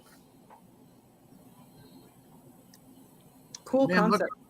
look at these blue lines in this original art. So good. I think almost all of the original artists sold except for the heads on a spike one. And that was one in the last campaign. I put, you can have your head on a spike, and no one was game. I think it was too morbid for most people's sensibilities. Man, these prudes out here. It's because you're from California, man. Like, you come over to the East Coast, like, we love heads on spikes. Everybody wants a head on a spike on the East Everyone wants a head on a spike on the East Coast. But damn Californians. Yeah, they're too afraid. I mean, come on, everyone. I want my head on a spike. Right. So, all right. So you are at a big whopping. You're a big boy here. 3,772, 106. We are going to try to get you to 108. Going to try to get you to 3,100. And Ed, have I done my thing yet for you this campaign? What's that? Where I say a random number and I force you to have unrealistic. No, you haven't given me that one. Make you Last feel time, like- yeah, that becomes a battle. I get really obsessed with getting your number. So what is my number? Let's And hear it. you, if I'm correct, you've beat it twice. You've been good twice, and then you failed once, right? I missed it once, and it was by 2 friggin' backers. And if you and- took all that was my roughest campaign with cancellations. I had 14 people cancel and like $1,700 worth of cancellations. That was when I kept waking up like, what the fuck just happened? The graph keeps going down. I don't like this trend. So that was the one I missed. And the other two I've made, and none of them with a huge amount, but like, okay, I beat it by 1. So when I do beat it, it's not by a lot. So what is it? What is my goal this time? I'm still ashamed that you failed me. So let's I did. I feel that shame every day. Okay. All right. I'm still ashamed. I still want you to get it. So we're gonna try it again, and I'm gonna throw it at you again. I'm gonna throw the one that you failed at. I need you at 200. All right. I need you to get 198. That friggin' 198 will always torture me until this time when I hit that 200. And you know me, I am very persistent. I bug the hell out of people when I need to bug them. I understand, and you'll yell at people going, "Hey, Travis put this up to me. Like, I cannot let him down." Yeah. Like, Travis will not take failure again. I won't be invited back on these shows. Right, you won't be able to hang out. Like Creator Hangout. No, I bring winners on this show. Right. That's what's gonna happen. I'm fucked if you guys don't pledge. Exactly. Get in here. So don't fuck I need around. this 200. It doesn't take a big pledge. Dollars work for me. I need to hit that number so Travis doesn't blacklist me. Right. Exactly. And I've already had him on a book, and he's in Cthulhu Invades Grim Fairy Tales, and I'll cut him. I'll cut him if he doesn't make it. Damn it. I can't have this, people. I need your support. Only you can save me from this fate worse than death. All right. So Greg. Yeah.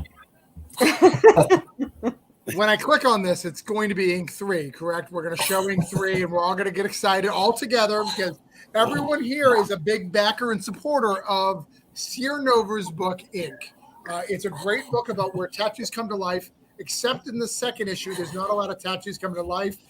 I'm not holding that against you. I'm just saying, like, I was promised tattoos coming to life, and a little less than that. You wanted, like, story and, like, backdrop.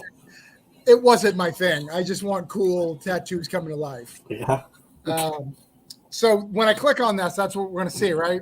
Definitely. Yep. Yeah. There's Not no a cat. chance that I'm going to see a cat. No cats in space. No. You're right. No, because I would be disappointed if I saw a fucking cat in space. Like, Well, there's a dog too, so that's. Oh my God! It's a cat in space named Mitten. But does the cat have tattoos? No, not even a single tattoo. I guess you could tell us about this book, but I'm less excited. yeah. So, if you like cats and you like space and no tattoos, then you like mittens. So issue 2 takes place right after issue 1. Mittens has crash landed on an unknown planet called Essos, and now he's trying to get his ship fixed, and he runs into a couple unlikely allies and foes. And, you know, some of them is a panda, a pug, and a human. And you're not afraid to be sued by Pokemon, which I think that's a brave definitely move. not. That's No. a brave move. That's why we call it parody trading cards. Yeah. Will it have the Pokemon logo on the back? No. Zero. A real here. Look, Ed Davies to get 200 would have put it on the back, but that's fine. Just saying. One of the biggest rewards that we have that's new to the campaign is a plushie because Carissa gave me her contact. So Let's see. Where is this plushie? one of those left. So that's cool. Where is It's it? down, Where is down, it? down, Where is it? down. Down? I'm going up. I see no plushie. It's in the middle. Jason Webb, the editor, is a plushie. Look at his face. He's so plushy. That's the plushie. That's a real cat. That's not. That is a real cat. Yep. you can't- See, there's another cat. No Okay. tattoos. There's no Up. plushie here. Go up. There. Oh. There it is. Plushie That not is- pictured. That is Oh. not. No. She's still working on it. Look, Greg, you had me scroll through the whole thing with a promise that there was going to be a fucking plushie, and then you go to a picture that has no plushies and make me look like an asshole because I couldn't find the plushie.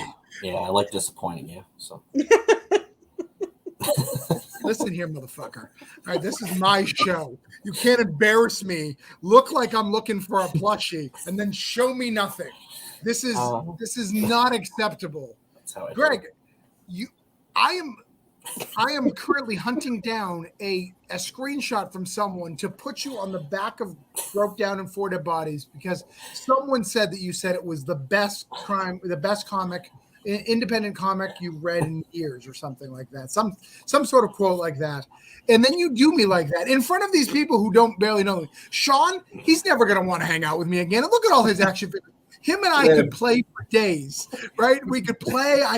Maybe he'd let me play with the Wolverine, maybe not, but I'll never know, Greg, because I look like a fool looking for a plushie that's not going to be there.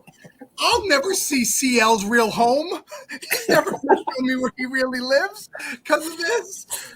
Eric's never going to have a phone that actually works. Scotty, he's been disappointed the whole time.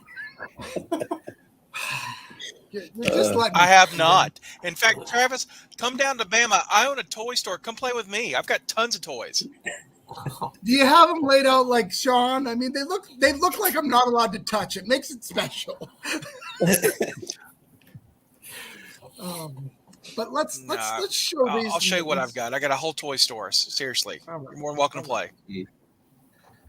What we got here? We've got Charlie likes mittens. He says. Charlie also says we got East Coast. He brings the winner on a spike. That's great. Travis doesn't need help looking like an asshole. Jesus Christ. See? Charlie gets me. God damn it, Greg. See, he's with me. All right. Well, we'll try to get you. I don't even know where we're at. We need to go back to your campaign. I'm so stressed out here to figure out how much money I got to raise you. It's got to be significantly less now because of this lack of plushie picture. I'll tell you that. All right. Let's see. All right. You're a big dog. You're beating Ed. Not beating Eric. Eric's a big dog on the table. 143. Let's try to get you to 145, which is a good number, and we'll try to get you $30 as well. 357. Are you happy with that, Mr. I can't give you another issue of it, Mr. Look for a plushie that doesn't exist? Yes. Greg? Are you happy? Yes. All right. That's what matters. At the end of the day, Greg being happy is what matters. All right, so that's been shared out. I got to share it to one more spot here. Everybody on it. All right, and then we've got one more. This is that sad self-promotion that you got to do. I apologize, but, I'll be honest, I wouldn't do this thing if it wasn't selfish for me, because that's just who I am as a person. I don't mean to. It's how my parents raised me. That's not true, and all of you guys know that. But I have a giant Kickstarter going right now. Maybe you heard of it. Some of you may not have. But it is Cthulhu Invades Neverland. So we are at 48 hours. So an email just got sent out to people. So people will be back. And in fact, 2 people have back since the last time I looked at it, which is cool. It's at 26,656. We need about 4K to, a little less than 4K, 34K to reach our funding goal, which will get you this amazing book, Cthulhu Invades Neverland. I have tons of creators. Look, 70 creators. Some of them you know. Colin Bunn, Carl Merlin, Rich Dueck, Patchett, Rich Woodall. You should at least know one of those names. If you don't, please read more comics. Got all these cool covers. Greg doesn't appreciate them because he only appreciates plushies that doesn't exist, but other people may like them. Wonderland, Oz, all sorts of stuff. So please consider backing. It's a cool book, and we need your help. And we've got a lot of creators looking out. So I'm going to try to get us 2 backers. We're going to try to get us to, we're at 565, 2665. I'm just going to try to get us to 2,700. Let's try to do that. Try to get us $50 because it's a little easier when the book is $35 a piece. And we're going to try to get us 2 backers. Let's see if we can do that. All right. We have gone through the tour of books. Let me share that one out. We are all excited about all these tours. We're going to go through them again, see if anything's changed. See, Charlie says that his Trash Panda plushie exists. Greg? Yeah. Greg, stop lying to us about this plushie. Look, Krista has hers. She's here to show us that Yes, she's usually holds them all the time. she does not mess around. She doesn't lie to I her audience. do. I have all of them here. See, Yeah. There She's you go. got all that and My the whole army of Donald Duck plushies. collection. my army of plushies. Armies of plushies. All right. So let's see where, if anything has happened since we started this, or if I've been just yelling to nobody. Both are possible. Ed's going to be a little hard because Ed was here last week. But let's go back to Eric and let's see what's going on with Espresso and see if I need to yell at anybody, see if we need to share it. Can you guys finally hear me? We can hear you great. Here's my plushie right here. It moves. It moves. That's a good one. That's rare. It's a rare. Yeah. Oh, he's tangled up in my phone. There we go. Okay, so yeah, now that you can hear me, Espresso Detective storyline came up. I have a piece of property here in LA, and I used to rent out the front. And I come from Guatemala and so on, and kind of a place where people do massage therapy and things like that. And I thought, that was very healthy and holistic. So I rented out my place to a massage therapist, I thought. And it turns out, to make the spoiler alert, it was slavers. It was slavers doing sex trafficking, and it completely freaked me out. I called the FBI, I called the cops. Nobody gave a shit. I'm like, seriously, man? They're like, human homicide. I'm like, this the human trafficking hotline? He goes, yeah, we do both. And they're like, well, what else can we do? Like, these kind of calls kind of help. There's no political push behind it. So finally, this is during 2006 during the big recession.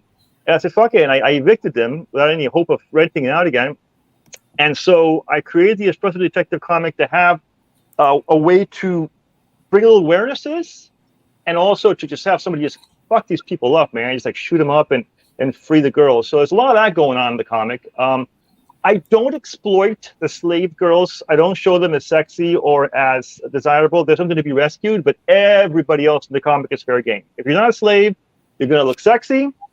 And I'm going to show you, probably shooting somebody, but with your clothes half torn off. You scroll down a little bit in the campaign, you'll see the big detective there. Her name is Django Reinhardt. And yes, I called her Django before the movie came out.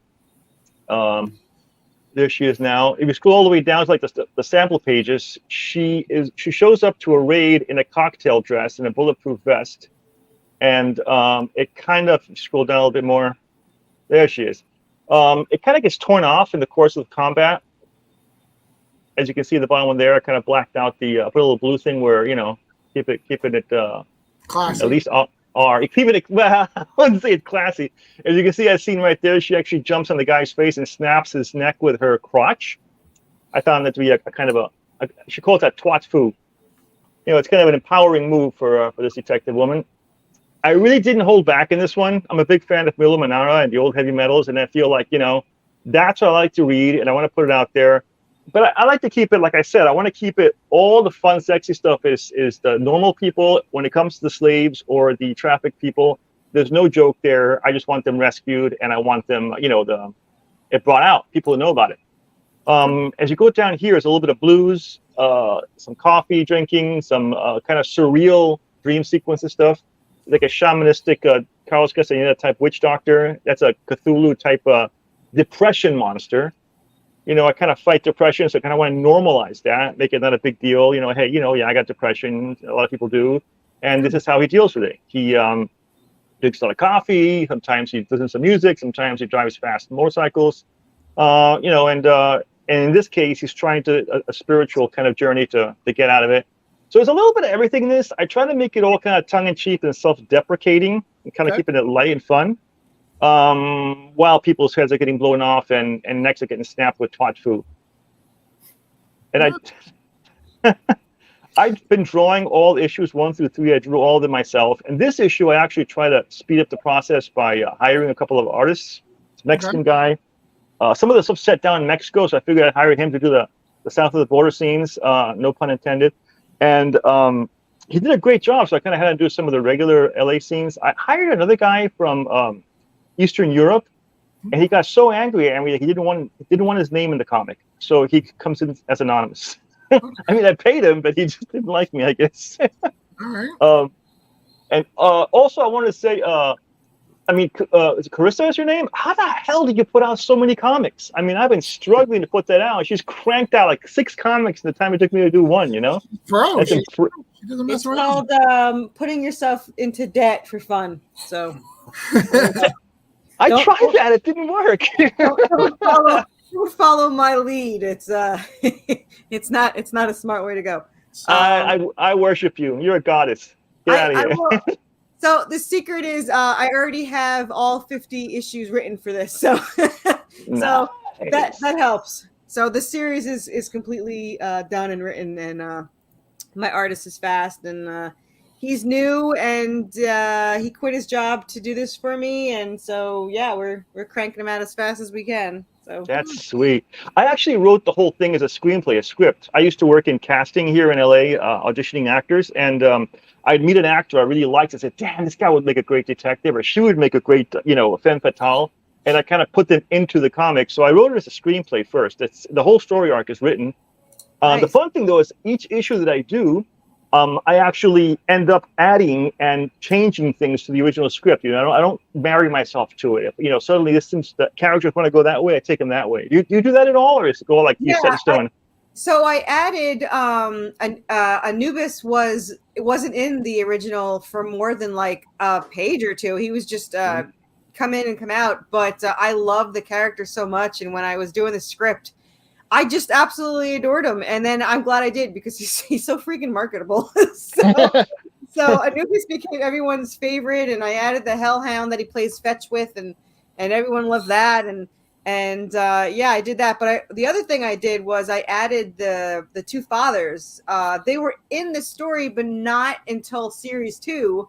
But I wanted people to know that they weren't humans. She's an angel and he's a demon. So the fathers are kind of exposition in the background, and then it became fun because I got to have them banter back and forth. Mm-hmm. So I kind of really enjoyed that.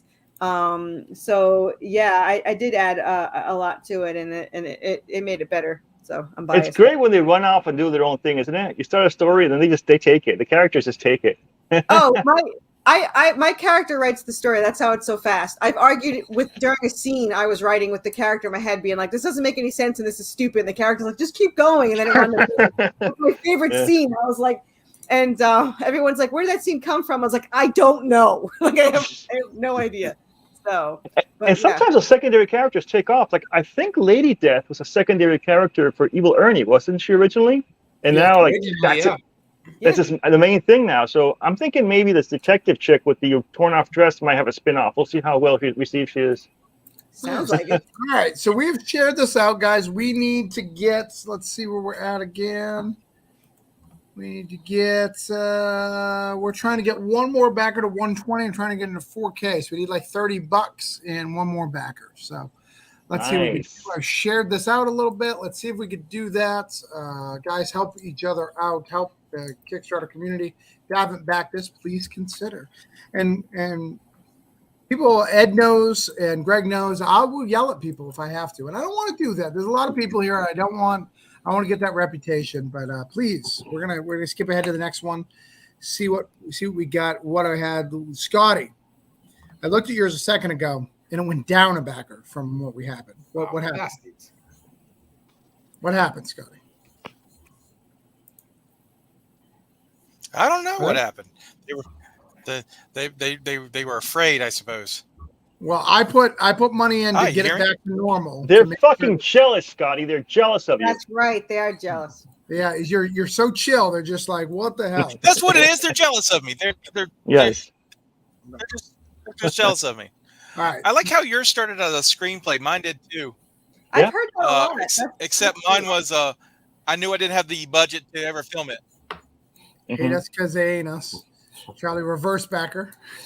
Yeah.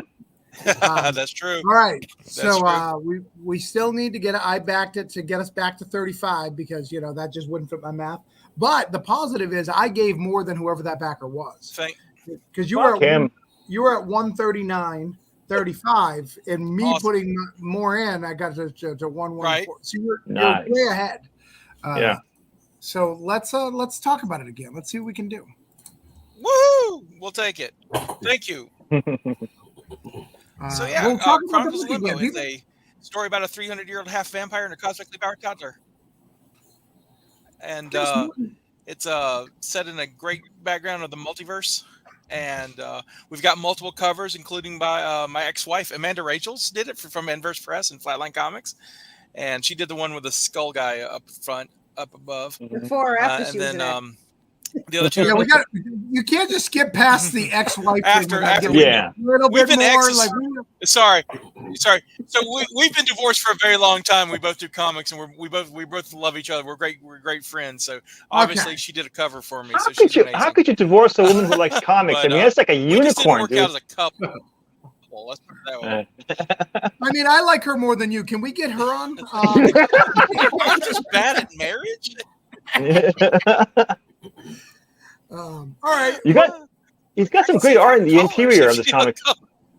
We'll let it slide, but I have a lot of questions still. But I want people to be able to go to bed tonight. But there's so many more questions. Well, you can always IM me, and I will answer all your questions. I'm happy to do it. Fantastic. Yeah, we got some really cool interior art. The art's done by J.S. Walker and Guillermo Medeiros, and we're very, very proud of it. We've got some really cool sequences, a lot of fun action. We get some really cool, we get to see cool monsters and stuff too. So we have blue monsters because no one ever does blue monsters. So we decided we wanted. Will there be plushies? I didn't hear you. What'd you say? Will there be plushies? Blue plushies? Want plushies? Oh, I would love to have a Baby Mop plushie. Right. Right. And We Grover can always make blue plushies. First I off, started an academic. Academic? Whatever. Epidemic? There you go. yeah. A pandemic. My couple of things is Well, first, plushies are Grover is Plushies a are blue cool. monster. So you're wrong about there's no blue monster. Grover is a blue monster and he's awesome. Everyone loves Grover. He's super. Yeah, Grover. but he doesn't He's awesome. eat things. Like Grover doesn't like eat people. Our blue monsters. Scotty, eat people. he's the monster at the end of the book. What about Cookie Monster? Eats things. Cookie Monster eats cookies. He's blue. Yeah. He eats, man. He eats He all doesn't the eat cookies. people unless cookies are people. If there was a people-shaped cookie, he would eat that shit. Gingerbread men. So I'll is defend Monster and Greg Red in and the Biscuit fact- Monkey, Biscuit Monster. I'll defend Greg because she's busy working on my plushie hellhounds, and that's probably why his plushie's not done. I don't want to hear excuses. Okay. Greg's let me down. I like the So idea of we gotta plushie go. hellhounds. That's awesome. Yes, that's going to be in the next campaign. Is the plushie hellhounds? So we need $6 more for this campaign for this to get to where it needs to go. I just need one more backer here, guys. So if you guys can help out, that would be fantastic. Check it out. It's really good. One of the questions for you, Scotty, do you have children? Is this based off of your own children?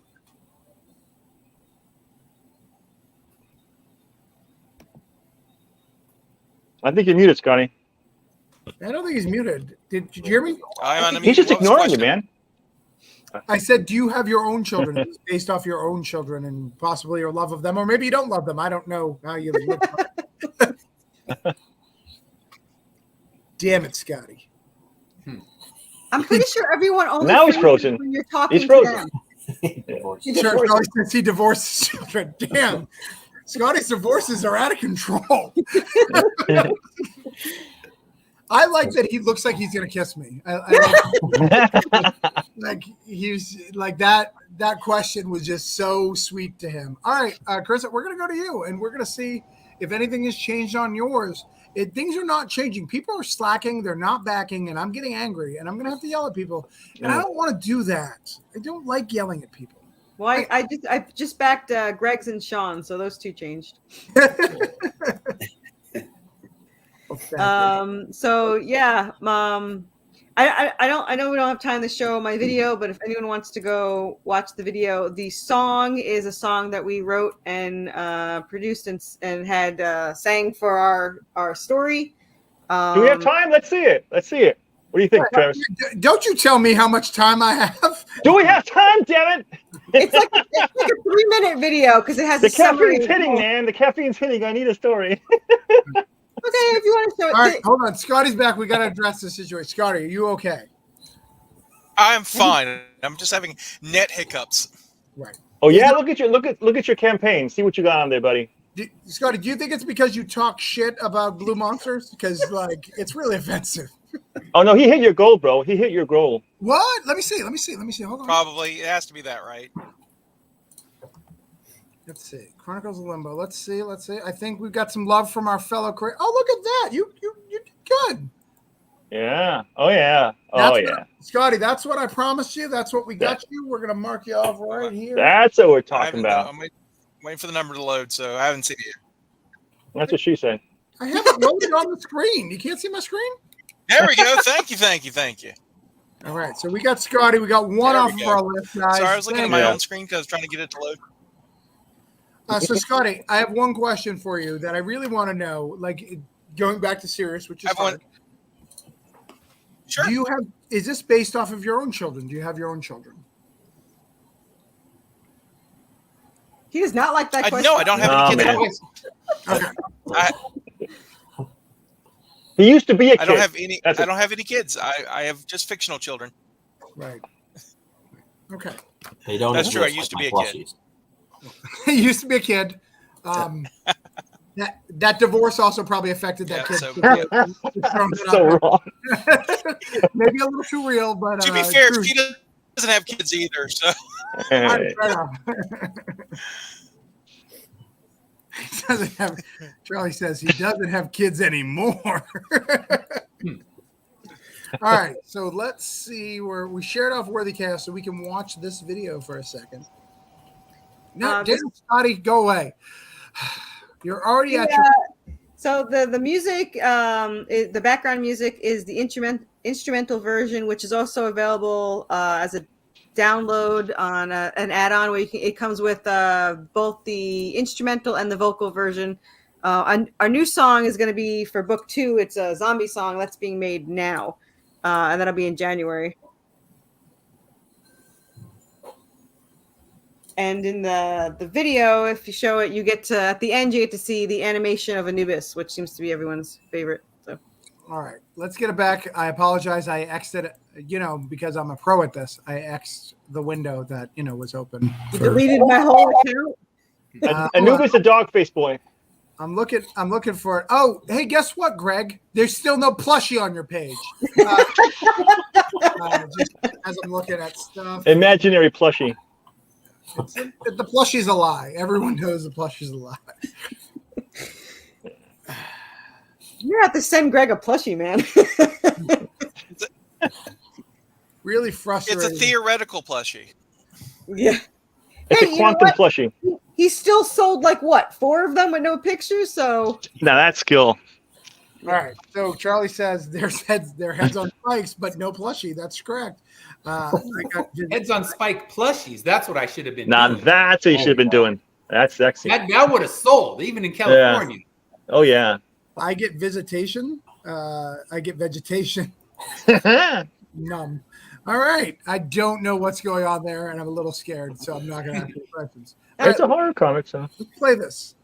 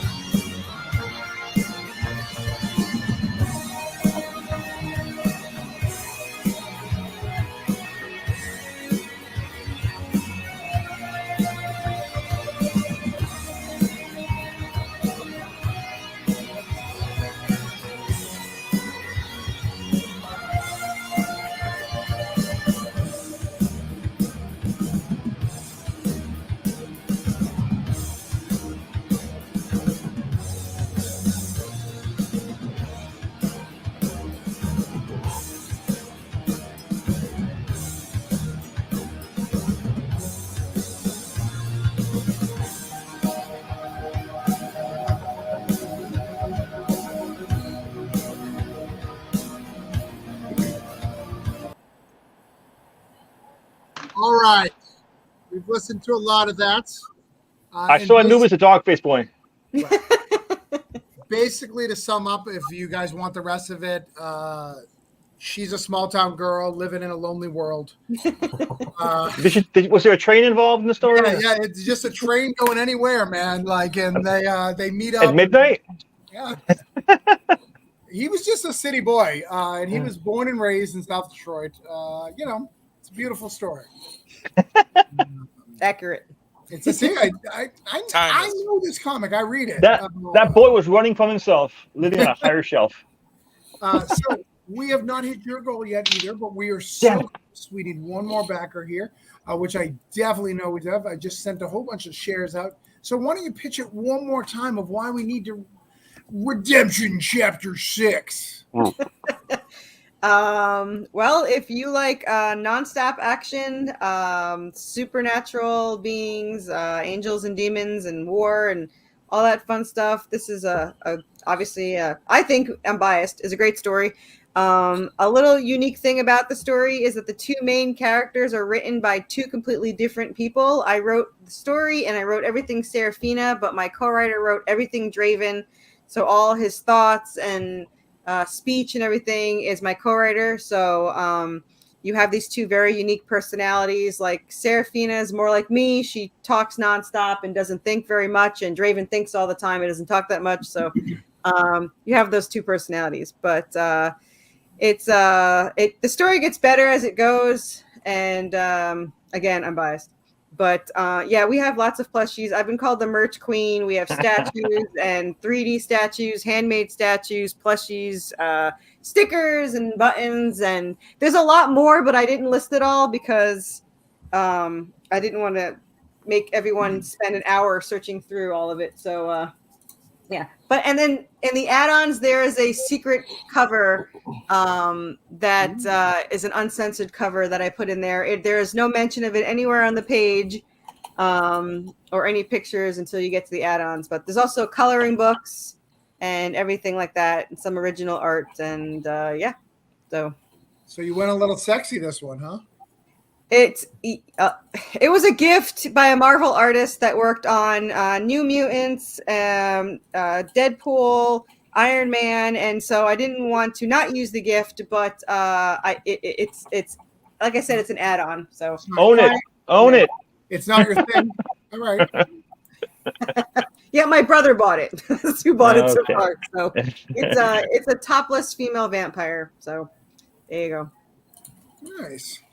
All right. It was very well done. It's a very well done cover, but it's. See, I see Carissa's plushies. I see that. Yeah. Hashtag Greg's got plushies. Maybe. They should be a sticker on that stick clown image. And which artist? Oh, that's a good question. Richard Parati. You can Google him or go to the Marvel website. He's there. He worked there for 10 years. He also worked DC. He did Batman Beyond and something Gold. Booster Gold. Yeah, Booster Gold. There you go. So yeah, it's like I said, it's a great cover. I didn't want anyone to think there was any nudity in the book. I didn't want anyone to buy the book because of the cover. But if you're already buying it and you see it and the cover and you like it, you can get it. So there it is. All right, well, let's get this baby shared out. Oh, looks like I already shared it, but I'll share it again. Make sure that we can get people to back it. We'll come back to you in a little bit. I'm sure that'll get taken care of because you just need one more. Yeah, and if anyone, the easiest way to find it is just search Worthy Chaos. I'm the only thing that pops up. Don't search Redemption. You'll be sorry. 700 people. Worthy Chaos. Search Worthy Chaos, and you're good to go. All right, let's see where CL is. See what's happening. We got a big show tonight. I apologize. Normally we can go through these pretty fast, but we got a lot of you guys, and a lot of you guys have jokes. And a lot of people don't have fucking plushies either. You know. So we got one since the last time. I will endeavor to do better. All right. So pitch it again to Action Biters. Tell the people that they're a fool for not backing this, and that you hate them, and that you will give them a plushie, unlike Greg. If I do that, they won't give me their money. The Action Biters is an all-age sci-fi action comic starring 6 extraordinary 10-year-olds who are tasked with saving the world. It's unique because we put the weight of the world on 10-year-old shoulders. That's something you normally don't see. The creator basically pretended to be their father and then loved them, but it turned out he's truly an asshole, and they must stop him in order to save the world. It's action-packed, hence the name. It's an all-age book, 10 and up. It's something that you would probably see on a Saturday morning cartoon in the 90s. That's what I'm going for. And I feel like we need more of that stuff in the space, so I decided to create that. I wrote the story from my chemo chair 6 years ago. Fell in love with it. It got me through the darkest time of my life. And 6 years later, I'm cancer-free, 6 years strong, Action Biters and everything is ready to roll. And I guess I can say it now and everything loud and proud. Fuck cancer. Nice. So a couple of questions that I think are really important. One, did you steal one of Scotty's imaginary kids and put this in the book? Actually, no, these are actually real kids. These are my nieces and nephews. Oh, all right. See, Scotty, that should have been your answer. So he didn't have to use. He didn't have to use my imaginary kids. Right, he didn't have to use your method. He went out and found his own kids. Damn it! Why do I? Right. I must really like Worthy Chaos. I keep sharing that campaign out. What's not to like? That's not to like, right? No problem there. There are plushies involved. There's plushies involved, right? I wish. Yeah. Do you plan on having plushies if we fund this and get you a second issue? Can you have Greg's plushies? I will try my best to get plushies. All right. That's all we ask. Just do your best. Apparently, plushies is where it's at. Yeah, that's all I've heard. It is. I backed it because the 49 was bugging me. You back? Oh, we got to refresh this. Yeah. There you Oh. I backed it earlier, so we got your Thank two you. right here. These hangouts are always very expensive for me because I want to back everybody. I have refreshed and I see nothing. It's there. I see it. It keeps going back I and see forth. it. Give it a second. Hold on, because it did before. There it goes. Can There you we see it? go. Okay. Yeah. There it is. Damn. That was weird Thank because it you. did it every time you refreshed. It went back one. That's It was it. like All denied. right, we're gonna try to get you some more money, but I did get my backer goal, so I'm gonna do half of my goal here. 51. There. Oh, 51. Okay. Woo! We're right there. Got you marked up. I got a question. What does Action Biters mean? I mean, what does the biters part mean to you? Basically, taking a bite out of crime. That's what I got the idea from, thinking about the old McGruff Yeah. commercials and everything back in the 90s. So, yeah, and so I basically Take did a a bite play out. off of that and everything. I originally called the story Ankle Biters, but I was told by Men of Action not to do that because that was too close and too much of an adult innuendo. So I love my logo, which is the A that's bitten off. So I like, well, I come up with something different than ankle, and I came up with action and put it together, and the rest is history. I love Nice. McGruff. Nice. I like that. I like that whole story. Thank you. All right, so we're gonna move over to Sean. But Sean, I closed your Kickstarter, so there's nothing I can do. I'm sorry, I can't promote you. I just there's no way. I appreciate it. I tried my best. I did my best. So I'm clearly not going to be invited to play with your toys. You can just look at these the rest of my time. Right. Let's look. Let's see what we got here. Why I Google search it real quick. Well, what do you got here? Show us some toys, Sean. Oh, we got. All right. We got. Got plenty to choose from. You like big stuff. You like big Hulks and apocalypses and things. All right. Yep. Pretty much anything. I mean, my favorite characters like Hellboy and stuff like that. So, yep, anything I can see that looks cool, I'll buy. You want to hear a cool Hellboy story? Sure, of course. All right. So hold on. We'll do this. I got the fog within. All right. So we're gonna take a break from this so I can tell a Hellboy story, and I'm gonna need to be visual. Hold on. I'll be big. All right. So I have a sketchbook. It's a really cool sketchbook. It happens to be right next to me.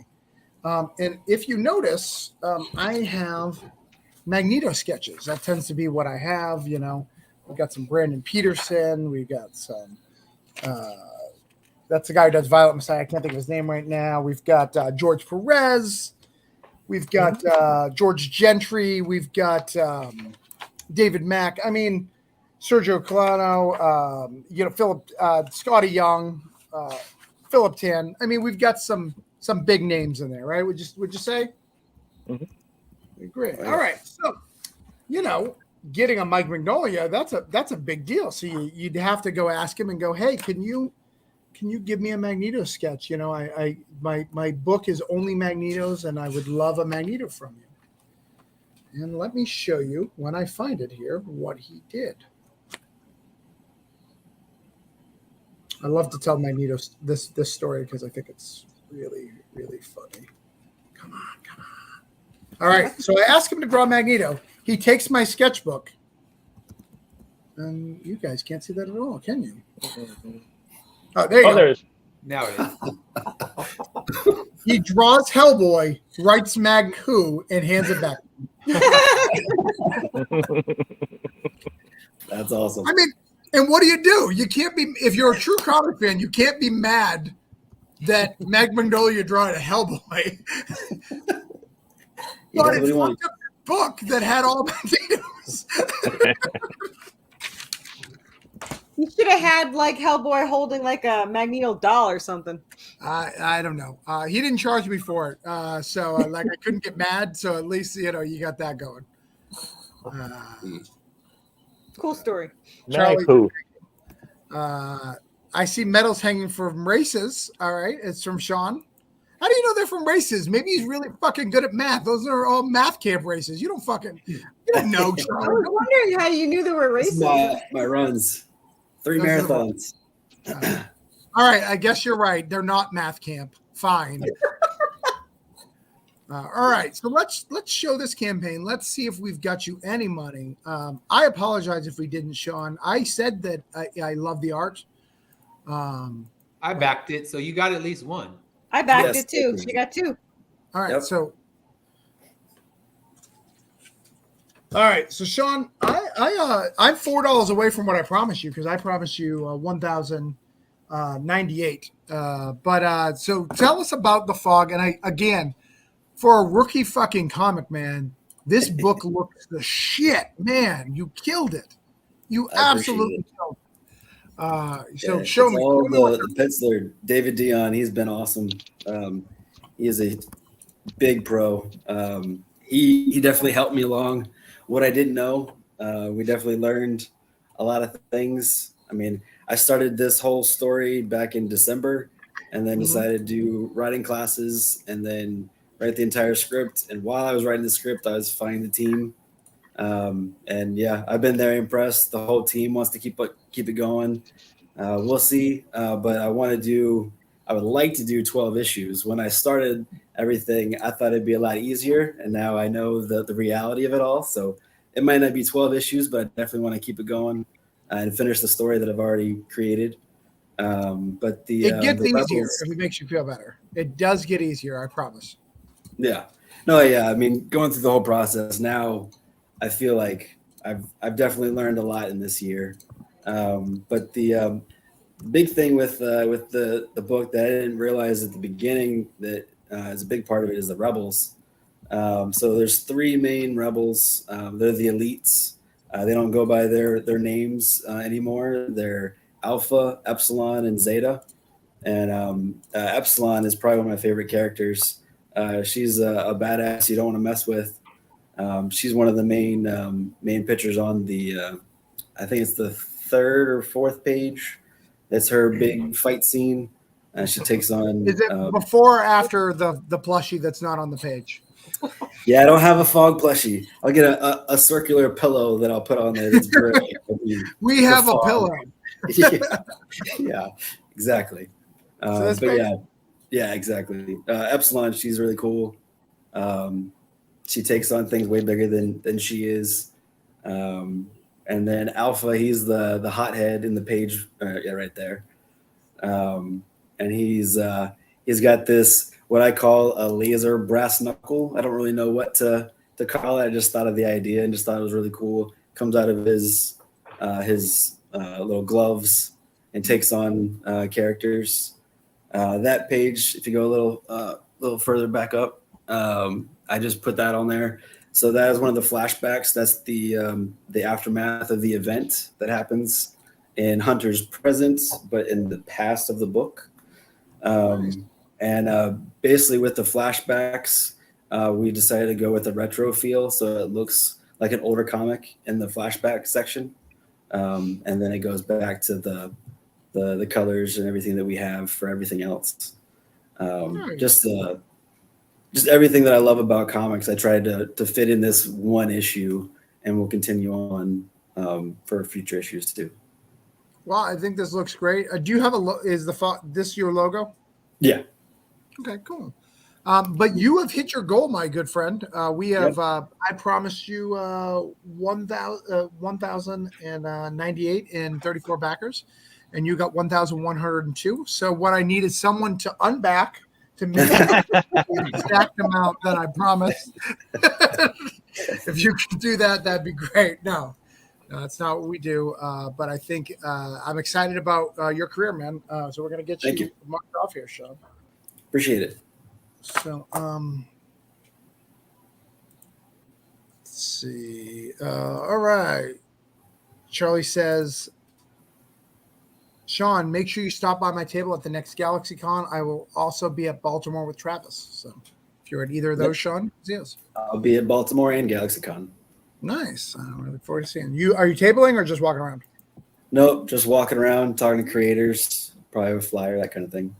I'll be there. Look for me. Message me on Facebook and tell me you're there. We'll meet up. I'm just walking around. I have a little table time, and then we're doing the Ringos for Cthulhu because we're nominated for a Ringo. Awesome. Very cool.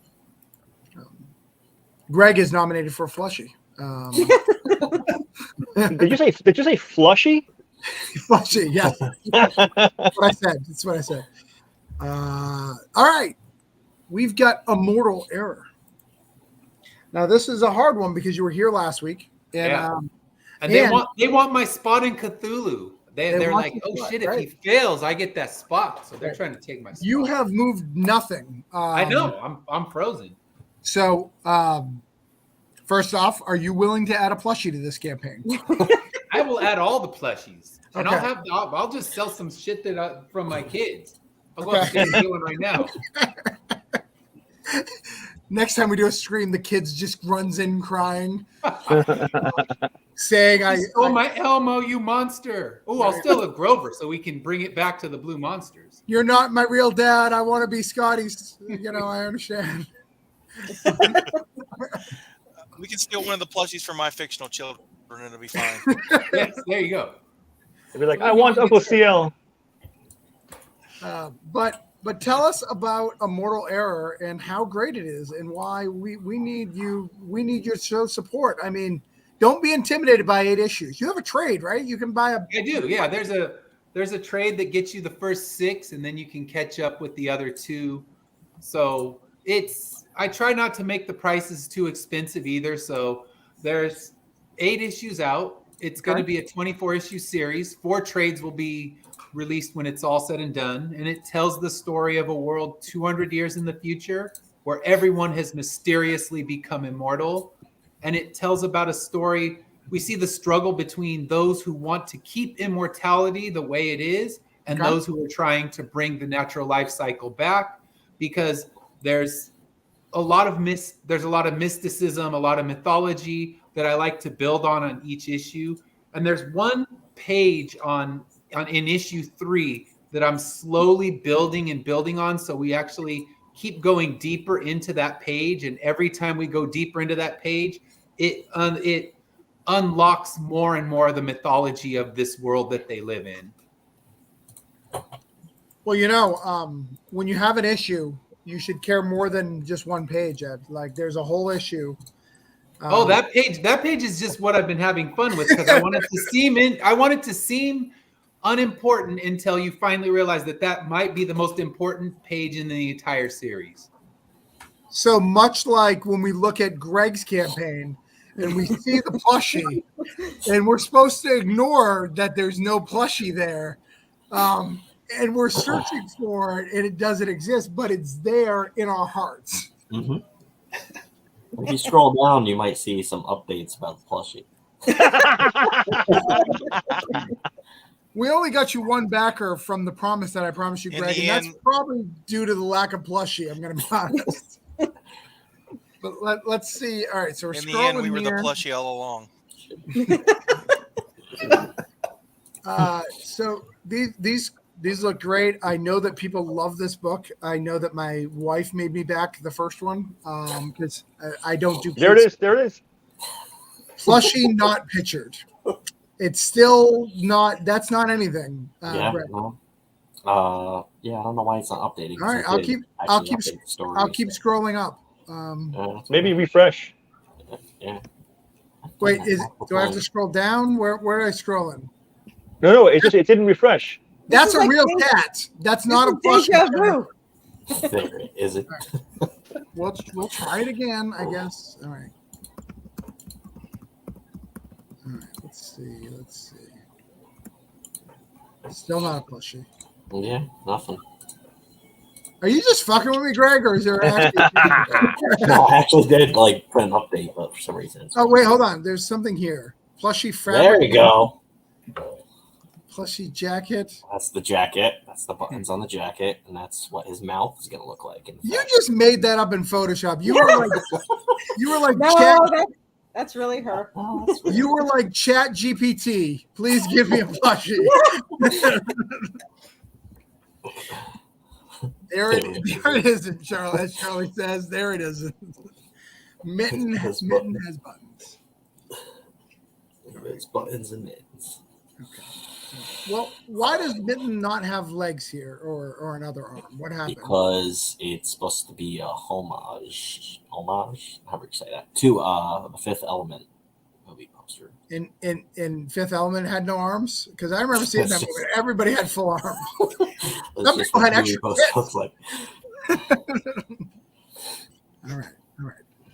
But what can you tell us about this? By the way, I really love, to get serious for a minute, I really love the blue. I love things that do one color palette. That is my favorite thing in comics right now. I'm too scared to do it, but I want to really bad. I think it's really good, and I applaud your bravery. Thanks. It was cheap. So that's why it's blue. So it's cheaper to do it that way, I guess. Yeah. So if you like cats and space and Star Fox 64, Guardians of the Galaxy, apparently if you like Garfield, Flash Gordon, or Total Recall, you'll also like Mittens. So that's pretty cool. If you like Pokemon cards, then you can get those as add-ons. And we're trying to unlock the first ever Ash Can that I wrote. It's already written, and I actually wrote issue 3 already of Mittens. So that's just waiting on getting made. Yeah. All right. Well, let's address something on here that I saw. The plushie. Right here is a picture of a plushie that's not pictured. I kind of want that plushie, and that plushie has no buttons. So it again leads to the lie that the plushie is a lie. Yeah. Because you see, there's buttons here, but on the picture of the non-existent plushie, there is said no buttons. Is there any mittens? Is he wearing mittens? No Mittens. Blasphemy. Huh. There is a Plushie version may of vary. Mitten. Yeah.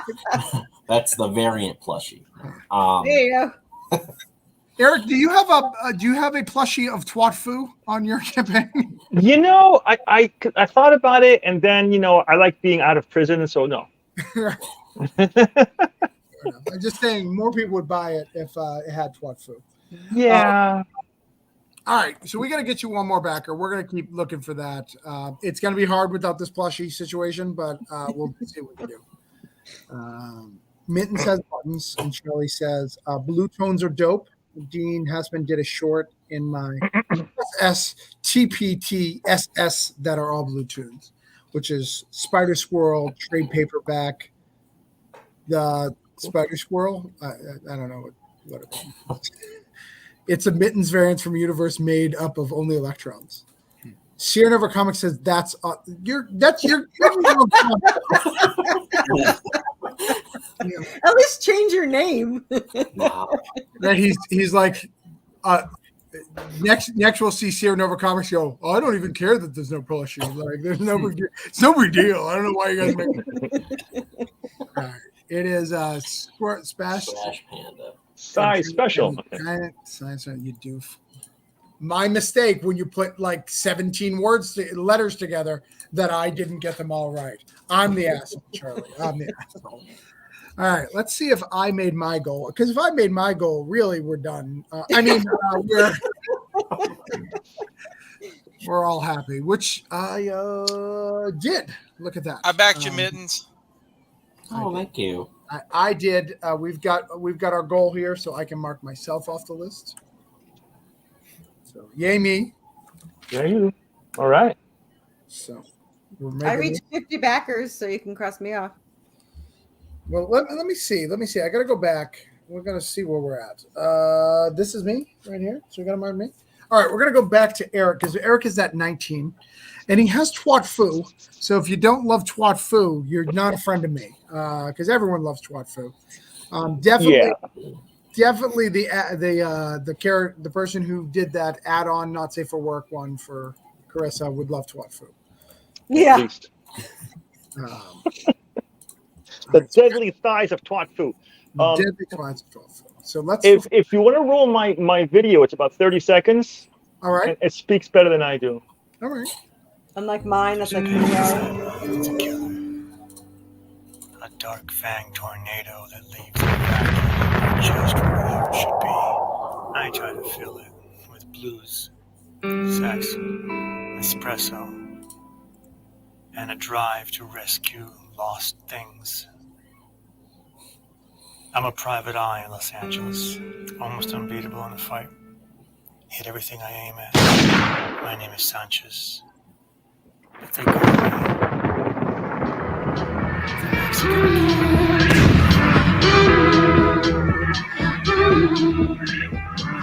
Oh, my baby, oh, my love, oh, my baby now. Oh, my baby, oh, my love, oh, my baby now.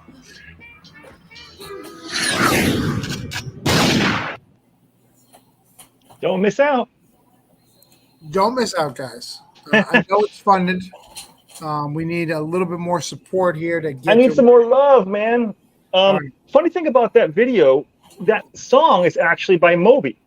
Now, Moby is so fucking cool that he will actually let you play his music in your stuff if it's like you're not a major company. It's called Moby Gratis, I think it is. I'm sorry? I backed you. Oh, yes. See that? You compliment a woman and she backs you. I love that. That's exactly why I did it. I mean, to be fair, you did call her a goddess. I mean, that's a high praise. I know how to work a campaign, all right? Jesus, dude. No, seriously. The thing about comics is, like I said, finding a woman who likes comics is so rare. I mean, I will advertise on Facebook or something like that, and like the 2 out of the 100 that are women who actually come in are big backers. I mean, like if a woman's into comics, she's really gold, Thank you, Carissa. You're welcome. First off, Nice. leave Scotty alone. The divorce was a long time ago, and they're still friends. We're still friends. It's all good. Right, they're still friends. I'm not there. hurt. Hold on. My wife hates my comics and me. No, I'm just kidding. She basically hates comics, but what are you going to do? I mean, so we got you to find a new wife. We got you to 120. Mm-hmm. Let's see where Carissa's at real quick. I've considered Carissa, and I've got Ed on my list. I got Greg on my list. So let's see where we're at. Yeah, so I got 120, which rocks the parquet. We're a little short on the money, but we'll see what we can do in a minute. Money, Joe. Apparently, we need money to you guys are greedy. Buy stuff. You know what's interesting about this stuff is that I mean, we got people here who had 8 books and stuff like that. There's a little bit of a 4,000 folks. That's it. I'm done. Thank you. Thanks for having me. Fucking caffeine's calling the shots now, baby. No, seriously, I hit my goal. Thank you, man. 4,000. Nice. Well, that's great. I can't see it yet. But see it. You can move on to somebody else if you want. I'm done. He has no use. You guys are done. I have no use I for have you. no use for any of you now, fans or writers. No, I'm just kidding. Thanks a lot. This is cool. Eric, out of here. That was probably Ed. Ed's broke now. Was it you, Ed? Yes. It was. It was you? No. I'm back in all these things, so Ed, I haven't got yours yet, but it's gonna get done. always get Ed on, so you'll get free backs. Like it's. Oh, Ed, rock on, man. Well, I'm still stuck. They Yeah. don't like repeat appearances by me. That's what I've determined. got you, Or bro. heads on spikes. Chill, People chill. just want We got plushies. I don't know we what's got up with that shit. You're on issue 8, right? I mean, what the hell's going on? They know what you're doing. I mean, They 6, know. sorry. 6, We owe, yeah. but we owe Carissa. We need to get her $20 more because I wanted her at $1,400. So we got to get that. So let's not mess around. So let's talk about Anubis because that's what everybody wants to talk about. Anubis Yeah. and the plushies. Anubis and Let's plushies. Carissa, can you show the plushie? Like here, this is what a plushie looks like, Greg. In case you didn't see one before. He also has a staff that he holds, so he's even cooler than a regular plushie. So, yeah, there's a plushie. Wow. That's how it looks. Nice. Yeah, all hand done. So, and I only had 8 made, and we have 2 left. Well, and then there's this one, but this is my emotional support Anubis. So, but yeah, plushies are pretty big. We have the 3D printing Anubis is pretty big, and yes, yeah, the staff is awesome. But you know, he's got a lot going on that we don't talk about. But he does have now a hellhound that follows him around in every issue, usually carrying a stick or just following behind him. That was not in the story, but I don't know why I was writing it and I pictured him playing fetch with a hellhound, and that's what happened. And I thought everyone would think I was mentally challenged. I'm sure they still think that, but they do like the hellhound playing fetch. So, and it worked out really good. So, yeah, he's being controlled. So he's not bad. I've been yelled at where they're like, Anubis isn't bad. First of all, I'm like, how do you know he's not bad? But second, he has a lot going on in the background that I can't spoil. But yeah, he's going to start to show more emotion and more caring and thought process and all that stuff. And right there, he gets electrocuted by the door. So that wasn't really nice of him. But whoops. But yeah. Well, I mean, he did it to himself. I mean, it's not like, you know. Well, technically, so he's being controlled by that angel, and the angel made him do it. So, but The angel made him do it. yeah, I've heard that before. But yeah, so he got really I think I got popular. your last 20 for you. Oh, thank you. So now everyone can go to sleep. You're welcome. Oh, I got more than that. Yeah, that was more than fun. Well, no, we got 2 backers there. Look at that. All Oh, right. thank you.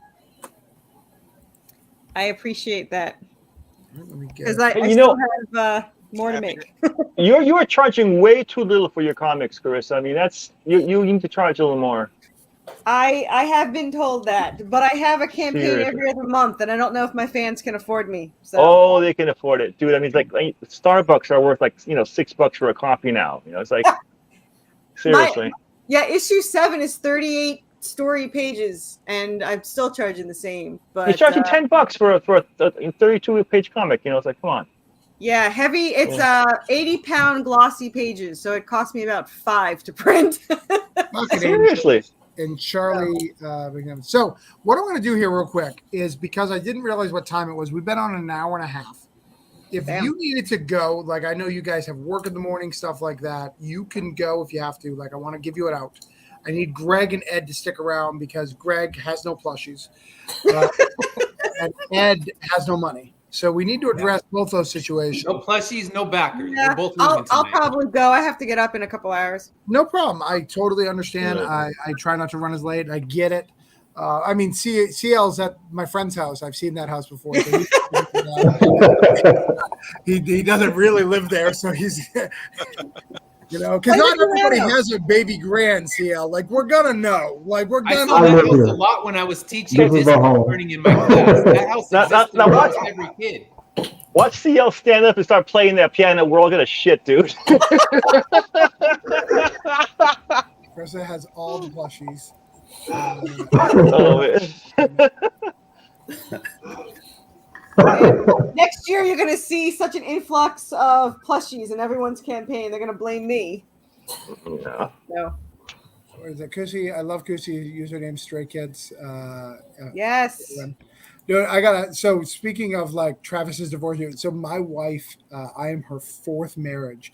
All like one of them's died, and like she was with one of them for a real long time, and like they're all legit. But I gotta tell you, like when I married her, because we signed everything, they were like, she's been married 4 times. Like they were such dicks to me. They're just so you know, and I was like, all right. But I love her, man. I came all the way down here, but like, why are you being a dick? Like, she's right here. Like, all right. I'm just saying. We've been talking a lot about marriage and children and At plushies. least you know you're the one. I do. Well, the 5th anyway. Right. No. I'm 4. Wait. Oh. Yeah, I'm 4. Okay. Sorry. Yes. I'm the next ex-husband. Are they all named Travis? All of them. Man, that would be so suspicious, man. She may have married me for money, but then I decided, let's make comics. Ha! Yeah. All right, Chris, you have to go. Good night. Thank you for coming Thanks. on. I think your book looks great. I've backed every single one. I've loved it. I love giving you feedback. I love your heart for the community. Thank you for being here. As Eric says, he thinks you're a goddess. I am too afraid of my wife to say anything like that. Well, thank you for having me on. I always have fun. Bye, guys. Bye, K-Pop. Anybody else have to leave? Because it is 11. I think I'm gonna leave too. Gotta get All right, up hold early. I leave when I get a backer.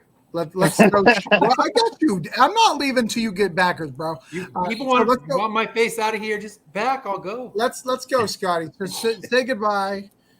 Do you need anybody to follow you anywhere? I'm going to share all your. See you later, campaigns guys. up. Thank you so much. Bye, Scotty. See you in the. Thank see you. in the, Thank you very the much. group. Go get Chronicles of Limbo. It's fun. Bye. Bye. Chris said bye. I waited to scream like an asshole. All right, and CL, you had to go. Okay. Turn your mic on. Say goodbye. Give them one more pitch if you need to. What do you need to do? All right, thanks everyone. I appreciate all the love and all the support for tonight. The pitch for Action Writers one more time is 6 extraordinary children tasked with saving the world must take down their mad creator. It's basically 90s cartoon on comics, 10 and up story, sci-fi action, fuller action, emphasis on the action, I should say. It's basically everything that's missing, I feel, in the marketplace right now for young readers. So give us a check out, give us a shout out on Facebook, Kickstarter. Check out the campaign. I appreciate all the love once again, and thank you guys. Thanks for coming on. Please Good night. run from that house immediately. Looking forward to again. my copy of that book. All right. Let's see. All right, and Sean, his first comic. Ari's like, you've given me money. You've already praised me. There is no reason to stay. I run mother effing marathons. So what do you got to say before you go, Sean? I just want to say thanks for having me. This has been awesome. Check out my book. If you want to see more about the mystery, if you want to see more action-packed pages, and just the style that we have going on, just check out the Kickstarter for me. I appreciate it. Nice. And I think it's a great book. Make sure, please, guys, if you're watching this and you like me, please check out all these books and ask them for backer shares. I know Eric does backer update shares. Mhm. I know Greg does. I know Ed does. I'm sure Sean does. So these are great campaigns to do backer update shares. These are good. When I first started out, what I did was I looked for backers, similar backer counts, because that's what helps. Is getting those backer counts and grow together. So Yeah, now there's nobody at your level, bro. So you gotta punch down to us guys. there is people at my level, but they don't always return my phone calls anymore. They were like, you're there, but you're not there. I was like, oh, I'm sorry. I'm sorry, not 1K yet. I just got the 600. But all right, thank you, Sean. Yep, thank you. All right, so we've Boy, got John. Greg. Eric's gonna stick around because he's in it. I'm in it to win it, man. He's in it to win it. I don't have any friends. My wife loves me. What can I say? Right, and your cat already abandoned you after you talked so much about mittens. I get it. Yeah, you did. All right, Greg, has anything changed on your campaign? It's at 3,555. So I don't know what that means. that did change. It did change. It did change. Change is good. All right, so I promised you 3,537 and 145 backers. You were up by a whole bunch, so we need to reduce that, like we said. Over delivering, which is not acceptable here. I want to give you exactly what I promised. But he should give it to Ed. He should actually give it still.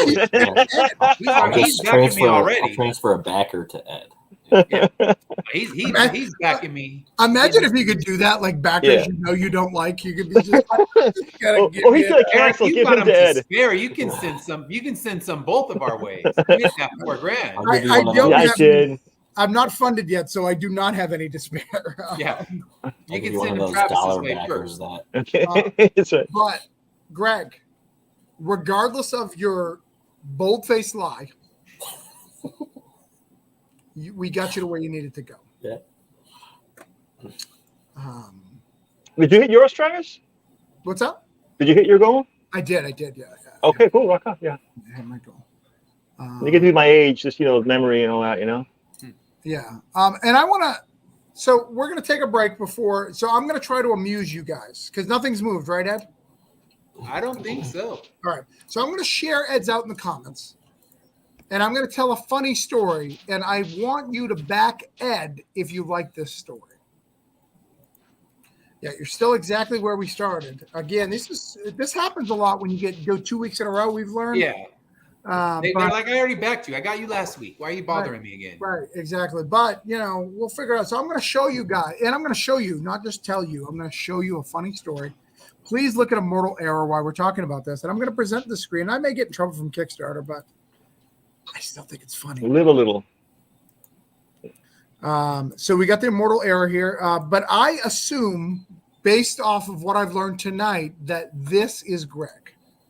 So I'm asking Greg, you to come clean at the end of this if this was you, okay? Just me. Okay.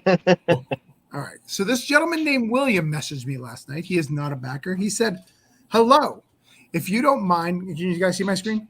Yep. Mm-hmm. Okay. Hello, if you don't mind, can we have a better discussion about how your campaign will get more donors and backers? Why? We are different marketing plans, but we recommend just 2 email marketing Pinterest, blah, blah, blah, step by step. You don't need to read all this. Okay.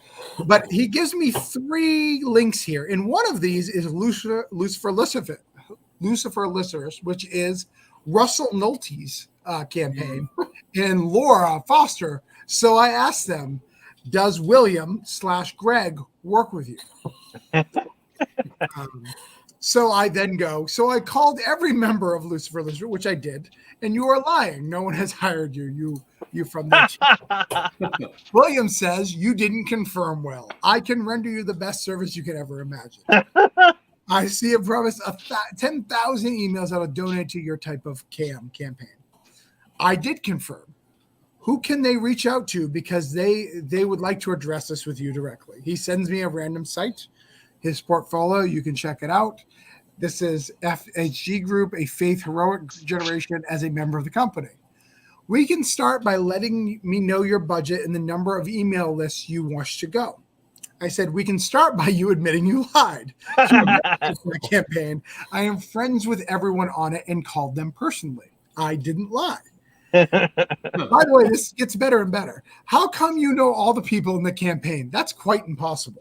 It is a lie you want, or the way, or is it a lie you want, or a way to make your campaign successful? I know everyone in the indie scene, my dude. If you really knew anything about comics, you would see we have partnered on a new book next month. They are both personal friends of mine, and they call you a liar.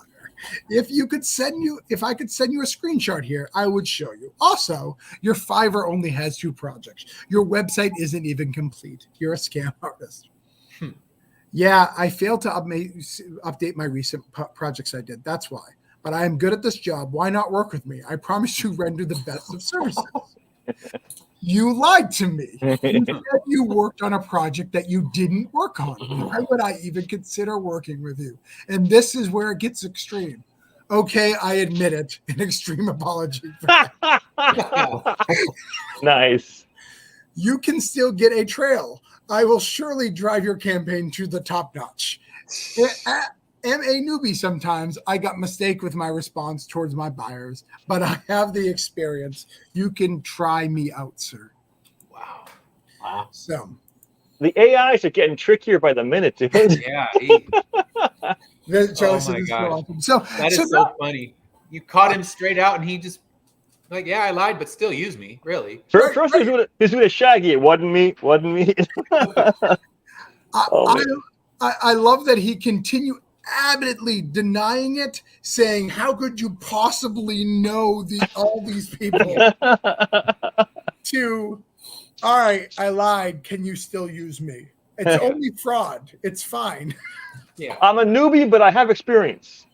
They send everyone who sends me those always links it to some $1 million account. Like I promoted this one, and it's like ice chests. I'm like, how are your ice chests going to move the same as a comic book? But I don't engage with them. I need to have more fun and just start doing like you do. Because I was looking at what you were saying before, and it's just like, why you don't believe in me? And just it's a beautiful thing. I need to start playing around more with them instead of just ignoring them. Because the moment you engage, they won't shut up. One guy hit every bit of my social media. Like, I saw that you looked at my message. I know that you're out there. So this one guy messaged me, and I trailed him around for a couple of days, and then I went full emo and just said, I can't believe you don't believe in me. I have to cancel this campaign. There's no way I can succeed. Just based on our conversation, like you've said, there's no way I can hit my goal in time. Like, and I used his quotes. There's no way I can do this. And you don't know me from Adam and just reached out, and you showed me so much support. If you don't believe in me, who can? And he's like, no. I was like, but you won't back me. So how can I believe if you're not even willing to back me? I caused him quite a disturbance. He was very upset. Said that I don't know nothing, and I keep talking in gibberish, which was all right. So Ed, I gave a funny story, a funny anecdote about where with screenshots. We got to see it. Right, we got to see it. It wasn't just thinking it. We got to read the entire thread.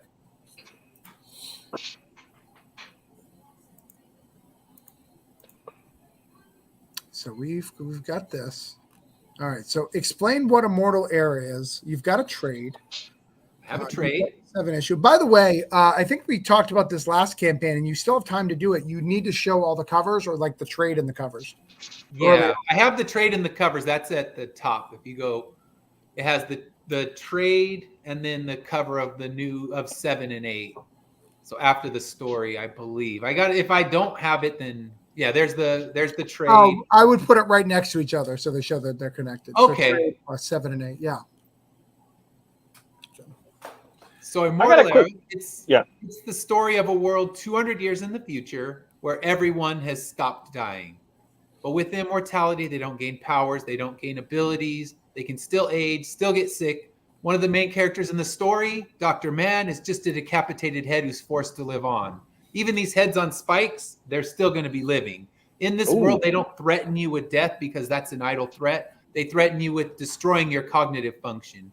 So it centers on a group of heroes. They live in an underground abandoned subway system, fighting off nightly attacks from gangs and cannibals, while they're also out looking for relics that will explain why people have stopped dying, because for them, the ultimate goal is to restore the natural life cycle and to save all of humanity by killing them. I got a question for you, Ed. And I get to use one of my favorite words that I hardly ever get a chance to use. Do your people, is immortal people, do they suffer from ennui? Ennui. Ennui, yeah. I'll define it for you. A listlessness and dissatisfaction resulting from lack of interest and boredom. There are painful- some, and that's what Yeah. you see kind of the people that live on the upper cities.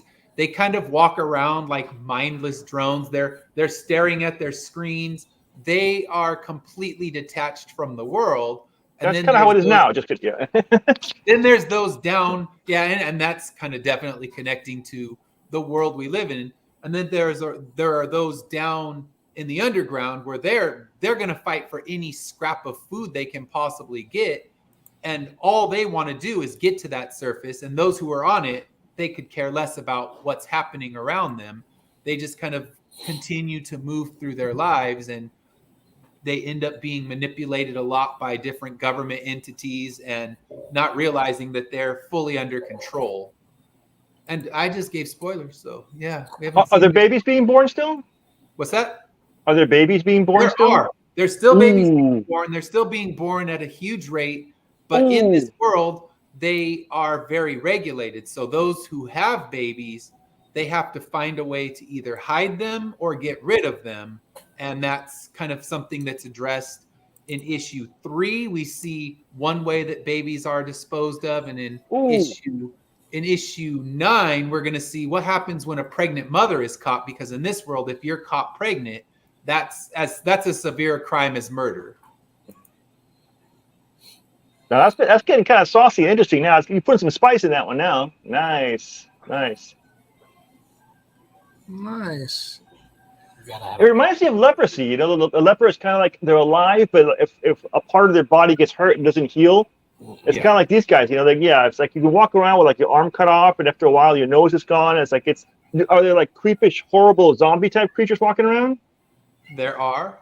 We see some people that are the people in this world. The ones that would be the freakish ones would be the ones that are 200 or more years old and still living, should be dead, and they've just aged to a point that they look like they're falling apart. Kind of reverse. You keep aging?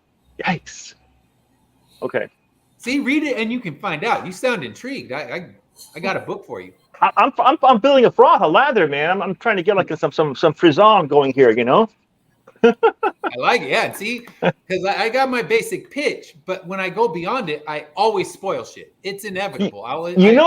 Spoilers are actually, I don't worry about that. I mean, basically, I will read a bunch of a comic, but when I actually sit down to read it, it's a whole different experience than having heard little pieces. You know, I'll give away stuff. Yeah, there's pieces I give away, like because I've written so far ahead. I've arced out the whole story, all 24 issues. And have written all the way up to issue 11 in full script. So my brain is always bouncing between what's actually released and what's going to be released. And the art team has already finished all the way up to issue 10 as well. So it's like I have my brain's all over the place. I'm like, oh yeah, that's not till issue 10. No one knows about that. And I just spoiled a major plot point. Cool. Did you get any backers with that particular exchange? I shared a whole story that was very funny. It was funny. It was funny.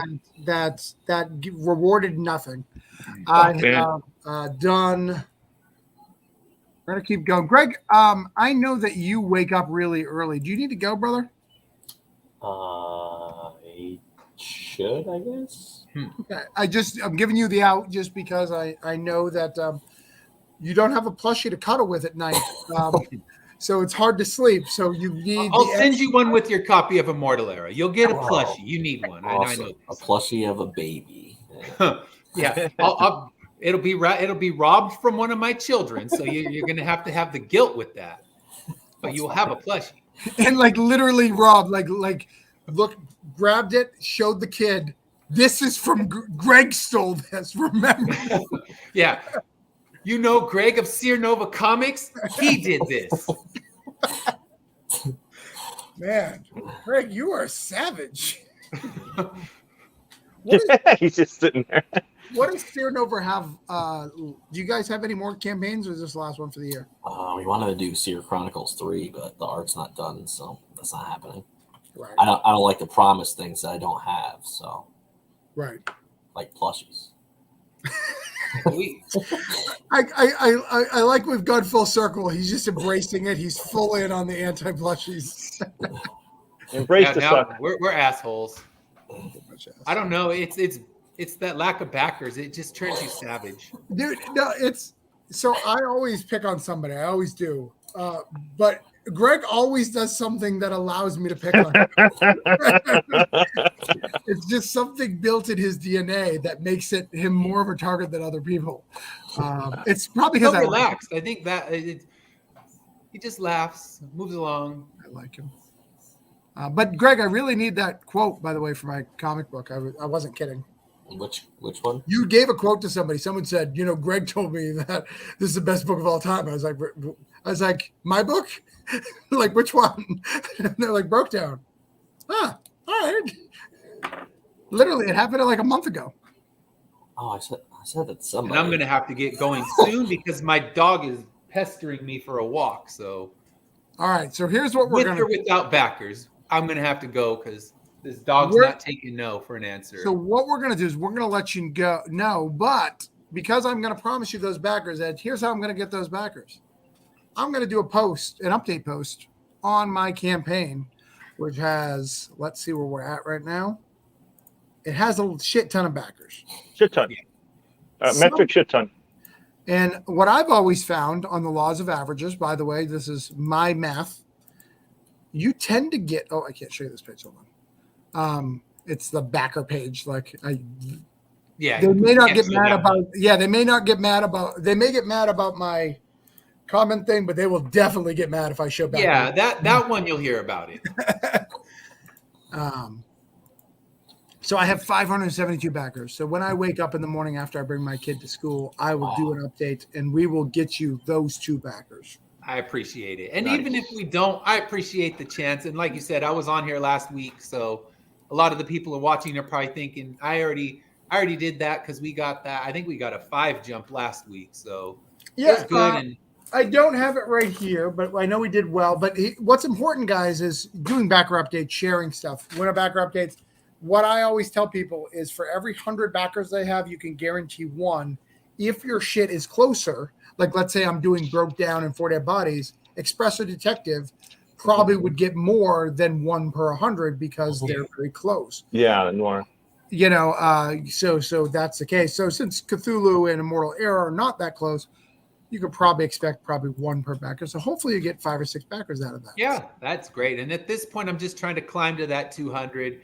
Even before you set the goal, that's been the bar that I missed by such little that I'm trying to get back to that. And for this book, this will be coming out right when basically I'm going to send it to print next week because now I can show Comics Wellspring that I've met my goal so I can get that discount. And this one's going to get printed quick. So it'll be fulfilled and in your hands by September. And then I'm launching my brand new series in October. So, and hopefully issue 9 in December. So trying to have a lot of Immortal Era by the end of the year. Well, and one of the other things I'll tell you as well is you should put a couple of those. I know you probably don't want to do it without being in hand, but I got a call from the guy to get your address today from the comic store. So if you wanted to put a couple of the Tales of the Collective up, I think you're safe. Okay, so put those as put them as an add-on. Do an add-on for it. Be like, hey, yeah, just say, hey, we've got a couple of these. Maybe do 2 of each for right now, 2 of each cover, so you get what you get, just in case there's damages or whatever. But I think you're safe because he asked for your address today, and he's pretty good. Oh, so is that sending out the ones like the actual your creator copies, not the ones that I ordered? So beyond those should be sent out as well. Okay, so yeah. You should have already got for your regular copy. You probably should have got a shipping code. I might have, but I don't check email. So I would add that to your campaign because I think that'll help because you do have fans who want everything who may not have backed that. Yeah, and that story will eventually get reprinted in the next trade, but until then, the only way you're going to get it is through the collective. Right. Exactly. So let's get you that. Well, thank you guys all for hanging out tonight. Thank you for I having me. apologize that you didn't move, but you were here last night. Yeah, and I fully understand that, and I just have a good time talking with other creators. It's always fun. We love you. You're We love your invited. support. You're great. Hey, Travis, thanks a lot for having me, man. I really enjoyed it. It was a lot of fun. No problem. Good meeting you guys. I will do these Me more too. often soon. As people know, I am offline for Kickstarter next week, and I'm going to enjoy that. So I won't do one Yeah, next enjoy week. some time off. You But need it. after I take a week off, you may see me because I'm a big fan of Saw, and we need to get that bitch funded. We need to get that really, really funded. So we got to work on that. And we've got to, I want to see if Greg's ever going to show us a plushie. So we got 3 more days on Greg's campaign. We've got 9 more days on Eric's, right? How many we got, Eric? 9 more, yeah. 9 more? That was a guess. I did great. And 16 more days on Immortal Arrow. So we've got some time here on the board, but not much. So make sure you show some support back. Show some love. Thank you, guys. Live free or die. I'm going to do my outro. Let's say goodbye. Stay golden. Fist bumps and hugs, and good night, fam. Good you know, night. Charlie, he's on vacation, but he spends an awful lot of time on the internet hanging out with me since he's been. So, outro time. Peace.